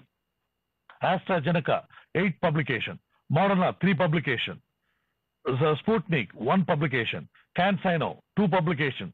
Sinopharm, 1 publication. Sinovac, 2 publication. Bharat Biotech, 5 publications. We are no way inferior to Pfizer in terms of publication. All international. Oh, they ask, where is the public domain? It's there in the internet. Somebody has to go and see that, read it, and then come back and ask the questions. ಕೃಷ್ಣಾಲ್ ಅವರು ಹೇಳಿದಂಥ ಮಾತಲ್ಲಿ ಅರ್ಥ ಇದೆ. ಯಾಕಂದರೆ ನಾವು ಇಂಥದ್ದೊಂದು ಸಾಹಸ ಮಾಡುವಂಥ ಸಂದರ್ಭದಲ್ಲಿ ಸುಮ್ಮನೆ ನಮ್ಮ ಮುಖಕ್ಕೆ ಮಸಿ ಬಳಸ್ಕೊಳ್ಳುವಂಥ ಪ್ರಯತ್ನವನ್ನು ಮಾಡ್ತೀವಿ? ಖಂಡಿತವಾಗಲೂ ಇಲ್ಲ. ಅದಕ್ಕೆ ಅವ್ರು ಹೇಳಿದರು, ಏನು ಅಂದರೆ ಎಷ್ಟು ಪಬ್ಲಿಷ್ ಆಗಿದೆ ನಿಮ್ಮದು ಅಂತ ಕೇಳ್ತಾರಲ್ಲ, ಅದಕ್ಕೆ ಉತ್ತರ ಕೊಟ್ಟರು. ಯಾರ್ಯಾರು ಎಷ್ಟೆಷ್ಟು ಪಬ್ಲಿಷ್ ಮಾಡಿದ್ದಾರೆ, ನಮ್ದು ಎಷ್ಟಾಗಿದೆ ಅನ್ನೋದರ ಎಲ್ಲ ವಿವರಗಳನ್ನು ಕೊಟ್ಟರು. ಅದಕ್ಕೆ ನಾನು ಹೇಳ್ತಾ ಇರುವಂಥದ್ದು ಏನಂದರೆ, ನಮ್ಮಲ್ಲಿ ಇಂಥ ಅಪನಂಬಿಕೆಗಳು ಯಾಕೆ? ನಿಜಕ್ಕೂ ಮೇಡಮ್ ತಾವು ಹೇಳಿದ್ರಿ ಭಾಳಷ್ಟು ಸಂಗತಿಗಳನ್ನು. ಇಲ್ಲಿ ಒಂದು ಸಂಗತಿ ಹೇಳಲೇಬೇಕು. ತಾವಾಗಲೇ ಈ ಸಿಡುಬಿನ ಬಗ್ಗೆ ಹೇಳ್ತಾ ಇದ್ರಿ, ಸ್ಮಾಲ್ ಪಾಕ್ಸ್ ಬಗ್ಗೆ ಒಂದು ಹೇಳ್ತೀನಿ. ಹೆಂಗೆ ನಾಯಕರು ಮಾದರಿ ಆಗಿಬಿಡ್ತಾರೆ ಅನ್ನೋ ಒಂದು ಎಕ್ಸಾಂಪಲ್. ಅದಕ್ಕೂ ಸಂಬಂಧ ಇದೆಯೋ ಇಲ್ವೋ ಪ್ರಶ್ನೆ ಬೇರೆ. ನೋಡಿ, ಅದಕ್ಕೆ ಮೊದಲು ಲಸಿಕೆ ಬಂದಂಥ ಸಂದರ್ಭದಲ್ಲಿ ದೇಶದಲ್ಲಿ ಯಾರೂ ಕೂಡ ಅದನ್ನು ಹಾಕೊಳ್ಳೋಕೆ ತಯಾರಿರಲ್ಲ. ಏನು ಕೊಟ್ಟುಬಿಡ್ತಾರೋ, ಏನಾಗ್ಬಿಡುತ್ತೋ ಅನ್ನೋಂಥ ಭಯ ಭೀತಿಯಿಂದ ಈ ಮಹಾರಾಣಿ ಅಮ್ಮಣ್ಣಿಯವರು ಮೈಸೂರಿನಲ್ಲಿ ತಾವು ಫಸ್ಟ್ ಹಾಕಿಸ್ಕೊಂಡು ತಮ್ಮ ಅರಮನೆಯಲ್ಲಿರುವಂಥ ಪರಿಚಾರಕಿಯರಿಗೆ, ಅಕ್ಕಪಕ್ಕದಲ್ಲಿರುವಂಥವ್ರಿಗೆ ಹಾಕಿಸಿ ಆಮೇಲೆ ಜನರಿಗೆ ಹಾಕಿಸ್ತಾರೆ. ಅಂದರೆ ಒಂದು ನಂಬಿಕೆ ಬರಬೇಕು ಅನ್ನೋದ್ರೆ ಇದೆಲ್ಲವೂ ಆಗಬೇಕು. ನಮ್ಮಲ್ಲಿ ನಮ್ಮ ಸಂಸ್ಥೆಗಳ ಬಗ್ಗೆ, ನಮ್ಮ ಉತ್ಪಾದನೆಗಳ ಬಗ್ಗೆ ನಮಗೆ ಅಪನಂಬಿಕೆ ಯಾಕೆ ಅನ್ನುವಂಥದ್ದು ನನ್ನ ಪ್ರಶ್ನೆ. ಹೌದು. ಇವಾಗ ಈ ಕಂಪ್ನಿಗಳ ಹಿಸ್ಟ್ರಿ ನೋಡಿದ್ರೆ ತುಂಬ ಸಾಧನೆ ಮಾಡಿದೆ. ಕೃಷ್ಣ ಎಲ್ಲ ಅವರು ಕೂಡ ವ್ಯಾಕ್ಸಿನ್ ಪ್ರಪಂಚದಲ್ಲಿ ಭಾರತಕ್ಕೆ ಮಾಡಿರೋ ಕೊಡುಗೆ ತುಂಬ ದೊಡ್ಡದು. ಈಗ ಸ್ಪುಟ್ನಿಕ್ ಅವರು ಲ್ಯಾಂಡ್ಸೆಟ್ಟಲ್ಲಿ ಪಬ್ಲಿಷ್ ಮಾಡಿದ್ರು ಫೇಸ್ 2 ಡೇಟಾನ. ಇವರು ಈಗ 5 ಕಡೆ ಪಬ್ಲಿಷ್ ಮಾಡಿದ್ದಾರೆ. As per that Biotech vaccine ಇವಾಗ ಕರೆಂಟ್ಲಿ ಏನಿದೆಯೋ ಅದು 5 ಡೇಟಾ ಕೊಡುತ್ತೆ. ಒಂದು T-cell response. T-cell response is very important for any infection, especially Covid ಇನ್ಫೆಕ್ಷನ್ಗೆ. ಆ T-cell ರೆಸ್ಪಾನ್ಸ್ ಚೆನ್ನಾಗಿದೆ ಅಂತ ಹೇಳ್ತಾರೆ. ಮತ್ತು ಬೇರೆ ಯಾವುದು ವ್ಯಾಕ್ಸಿನ್ಸು ಮಕ್ಕಳ ಮೇಲೆ ಪ್ರಯೋಗ ಮಾಡಿಲ್ಲ. ಈ ವ್ಯಾಕ್ಸಿನ್ಸು ಮಕ್ಕಳನ್ನೂ ಇನ್ಕ್ಲೂಡ್ ಮಾಡ್ಕೋತೀವಿ ಅಂತ ಹೇಳ್ತಿದ್ದಾರೆ. ಆಮೇಲೆ ಇನ್ನೊಂದು ಇಂಪಾರ್ಟೆಂಟ್ ಪಾಯಿಂಟ್ ಏನಂದರೆ ಯಾವುದೇ ಮ್ಯೂಟೆಂಟ್ ಮೇಲೆ ಈ ವ್ಯಾಕ್ಸಿನು ಸಕ್ಸಸ್ಫುಲ್ ಆಗುತ್ತೆ ಅನ್ನೋ ಕಾನ್ಫಿಡೆನ್ಸ್ ಕೊಡ್ತಾ ಇದ್ದಾರೆ ಬೇಸ್ಡ್ ಆನ್ ಪ್ರೀವಿಯಸ್ ಡೇಟಾ. ಎಷ್ಟೇ ರೂಪಾಂತರ ಕೂಡ. ಆಮೇಲೆ ಅನಿಮಲ್ ಚಾಲೆಂಜ್ ಸ್ಟಡೀಸ್ ಅಂತ ಮಾಡಿದ್ದಾರೆ, ಅದ್ರ ಪ್ರಕಾರ ಅಪ್ಪರ್ ಇನ್ಫೆಕ್ಷನು ಲೋಯರ್ ಇನ್ಫೆಕ್ಷನು ಎಲ್ಲ ಕ್ಲಿಯರ್ ಆಗುತ್ತೆ ನಮ್ಮ ವ್ಯಾಕ್ಸಿನಲ್ಲಿ ಅನ್ನೋ ಕಾನ್ಫಿಡೆನ್ಸ್ ಕೊಡ್ತಾ ಇದ್ದಾರೆ. ಆದರೆ ನಮ್ಮ ದೇಶದಲ್ಲಿ ಯಾಕೆ ಈ ಥರ ಇನ್ನೊಂದು ಕಂಪ್ನಿಯವ್ರು ಹೇಳ್ತಾ ಇದ್ರು ಇದು ನೀರಿನಂಗೆ ಇದು ಸೇಫ್ ಅಷ್ಟೇ ಅಂತ. ನಿನ್ನೆ ಯಾವುದೋ ಒಂದು ಆ ಕಂಪ್ನಿ ಹೆಸರು ಹೇಳಕ್ಕೆ ಇಷ್ಟಪಡಲ್ಲ ನಾನು. ನೀರು ಹೆಂಗೆ ಸ್ವಲ್ಪ ನಮ್ಮ ದೇಶದವ್ರು ಕಾಲು ಎಳಿತಿದ್ದಾರೆ ಅನ್ನೋದು ತುಂಬ ಭಾಳ ಕೆಟ್ಟದಾದ ವಿಷಯ. ಸೊ ಇವಾಗ ಹಿಂದೆ ಕೂಡ ಜನೌಷಧ ಮಾಡಿದ್ರು, ಈ ಜೆನರಿಕ್ ಮೆಡಿಸನ್ ಎಲ್ಲ ಲೋ ಕಾಸ್ಟು ಕಳಪೆ ಅಂದ್ರು. ಆದರೆ ಈಗ ಎಷ್ಟು ಜನ ಫಲಾನುಭವಿಗಳು ಹೇಳಿದ್ದಾರೆ ಜೆನರಿಕ್ ಮೆಡಿಸನ್ ಮೇಲೆ. ಬ್ರ್ಯಾಂಡ್ ಮಾಡಿಕೊಟ್ರೆ ಅದನ್ನೇ ಜಾಸ್ತಿ ದುಡ್ಡು ಕೊಟ್ಟು ಚೆನ್ನಾಗಿದೆ ಅಂತ ತಗೋತಾರೆ. ಅದೇ ಕಂಟೆಂಟು ಅದೇ ಇದು ಇಲ್ಲೇ ಮ್ಯಾನುಫ್ಯಾಕ್ಚರ್ ಆಗಿರುತ್ತೆ, ಬಟ್ ಕಂಪ್ನಿ ಅದೇ ಇರುತ್ತೆ. Made by manufactured by India ಅಂದರೆ ಪರವಾಗಿಲ್ಲ, made bye okay Pfizer, made by AstraZeneca, manufactured ಅಂದರೆ ಪರವಾಗಿಲ್ಲ. ದೊಡ್ಡ ಕಂಪ್ನಿ ಬ್ರ್ಯಾಂಡ್ ನೇಮ್ ಇದ್ರೆ ಕೂಡ ಅದಕ್ಕೆ ವ್ಯಾಲ್ಯೂ. ಈಗ ಜನೌಷಧ ಎಷ್ಟು ಜನ ಅದರಿಂದ ಕೊಡ್ತಾರೆ, ಆಲ್ಮೋಸ್ಟ್ 50-60% ಕಾಸ್ಟ್ ಕಡಿಮೆ ಆಗಿದೆ. ಸೊ ನಮ್ಮ ದೇಶದಲ್ಲಿರೋ ನಮ್ಮ ಇದ್ರ ಬಗ್ಗೆ ನಂಬಿಕೆ ಇಡಿ. ಈ ಭಾರತ್ ಬಯೋಟೆಕ್ ಅವರು ವ್ಯಾಕ್ಸಿನು ತುಂಬ ಸೇಫ್ ಇದೆ. VG ಸೋಮಾನಿ ಅವರು ಸುಮ್ಮನೆ ಆ ಪೊಸಿಷನಲ್ಲಿ ಇಟ್ಕೊಂಡಿದ್ದು ಹೇಳ್ತಾರೆ ಅಂದರೆ ಸುಮ್ಮನೆ ಅಲ್ಲ. ಆಮೇಲೆ ಸಬ್ಜೆಕ್ಟ್ ಎಕ್ಸ್ಪರ್ಟ್ ಕಮಿಟಿ ಅಂತ SEC ಮೀಟಿಂಗ್ ಅಂತ ಮಾಡ್ತಾರಲ್ಲ, ಸಬ್ಜೆಕ್ಟ್ ಎಕ್ಸ್ಪರ್ಟ್ ಕಮಿಟಿ ಅಂದರೆ ಯಾರು ಸಣ್ಣದವ್ರು ಕೂತಿರಲ್ಲ. ಪಲ್ಮನಾಲಜಿಸ್ಟ್ ಇರ್ತಾರೆ, ಇಮ್ಯುನಾಲಜಿಸ್ಟ್ ಇರ್ತಾರೆ, ಸೆಟ್ ಆಫ್ ಡಾಕ್ಟರ್ಸ್ ಇರ್ತಾರೆ, ಎಕ್ಸ್ಪರ್ಟ್ ಇರ್ತಾರೆ. ಅವರೆಲ್ಲ ಇಡೀ ಭಾರತಕ್ಕೆ ಮಣ್ಣೆರ್ಚುವಂತ ಕೆಲಸ ಮಾಡ್ತಾರಾ? ಖಂಡಿತವಾಗೂ ಇಲ್ಲ. ಖಂಡಿತ ಮೇಡಮ್, ಇದ್ರ ಬಗ್ಗೆ ನಾನು ಇನ್ನಷ್ಟು ಮಾತಾಡ್ತೀನಿ. ಜೊತೆಗೆ ಬೇರೆ ಕೂಡ ನಮ್ಮ ಜೊತೆಗೆ ಜಾಯ್ನ್ ಆಗ್ತಾ ಇದ್ದಾರೆ. ಡಾಕ್ಟರ್ ಚಂದ್ರಶೇಖರ್ ರೋಗ ನಿರೋಧಕ ತಜ್ಞರು ನಮ್ಮ ಜೊತೆಗೆ ಜಾಯ್ನ್ ಆಗ್ತಾರೆ. ಡಾಕ್ಟರ್ ಅನಿಲ್ ಜೋಶಿ ಲಂಡನ್ ವೈದ್ಯರು ನಮ್ಮೊಂದಿಗೆ ನೇರ ಸಂಪರ್ಕಕ್ಕೆ ಬರ್ತಾರೆ.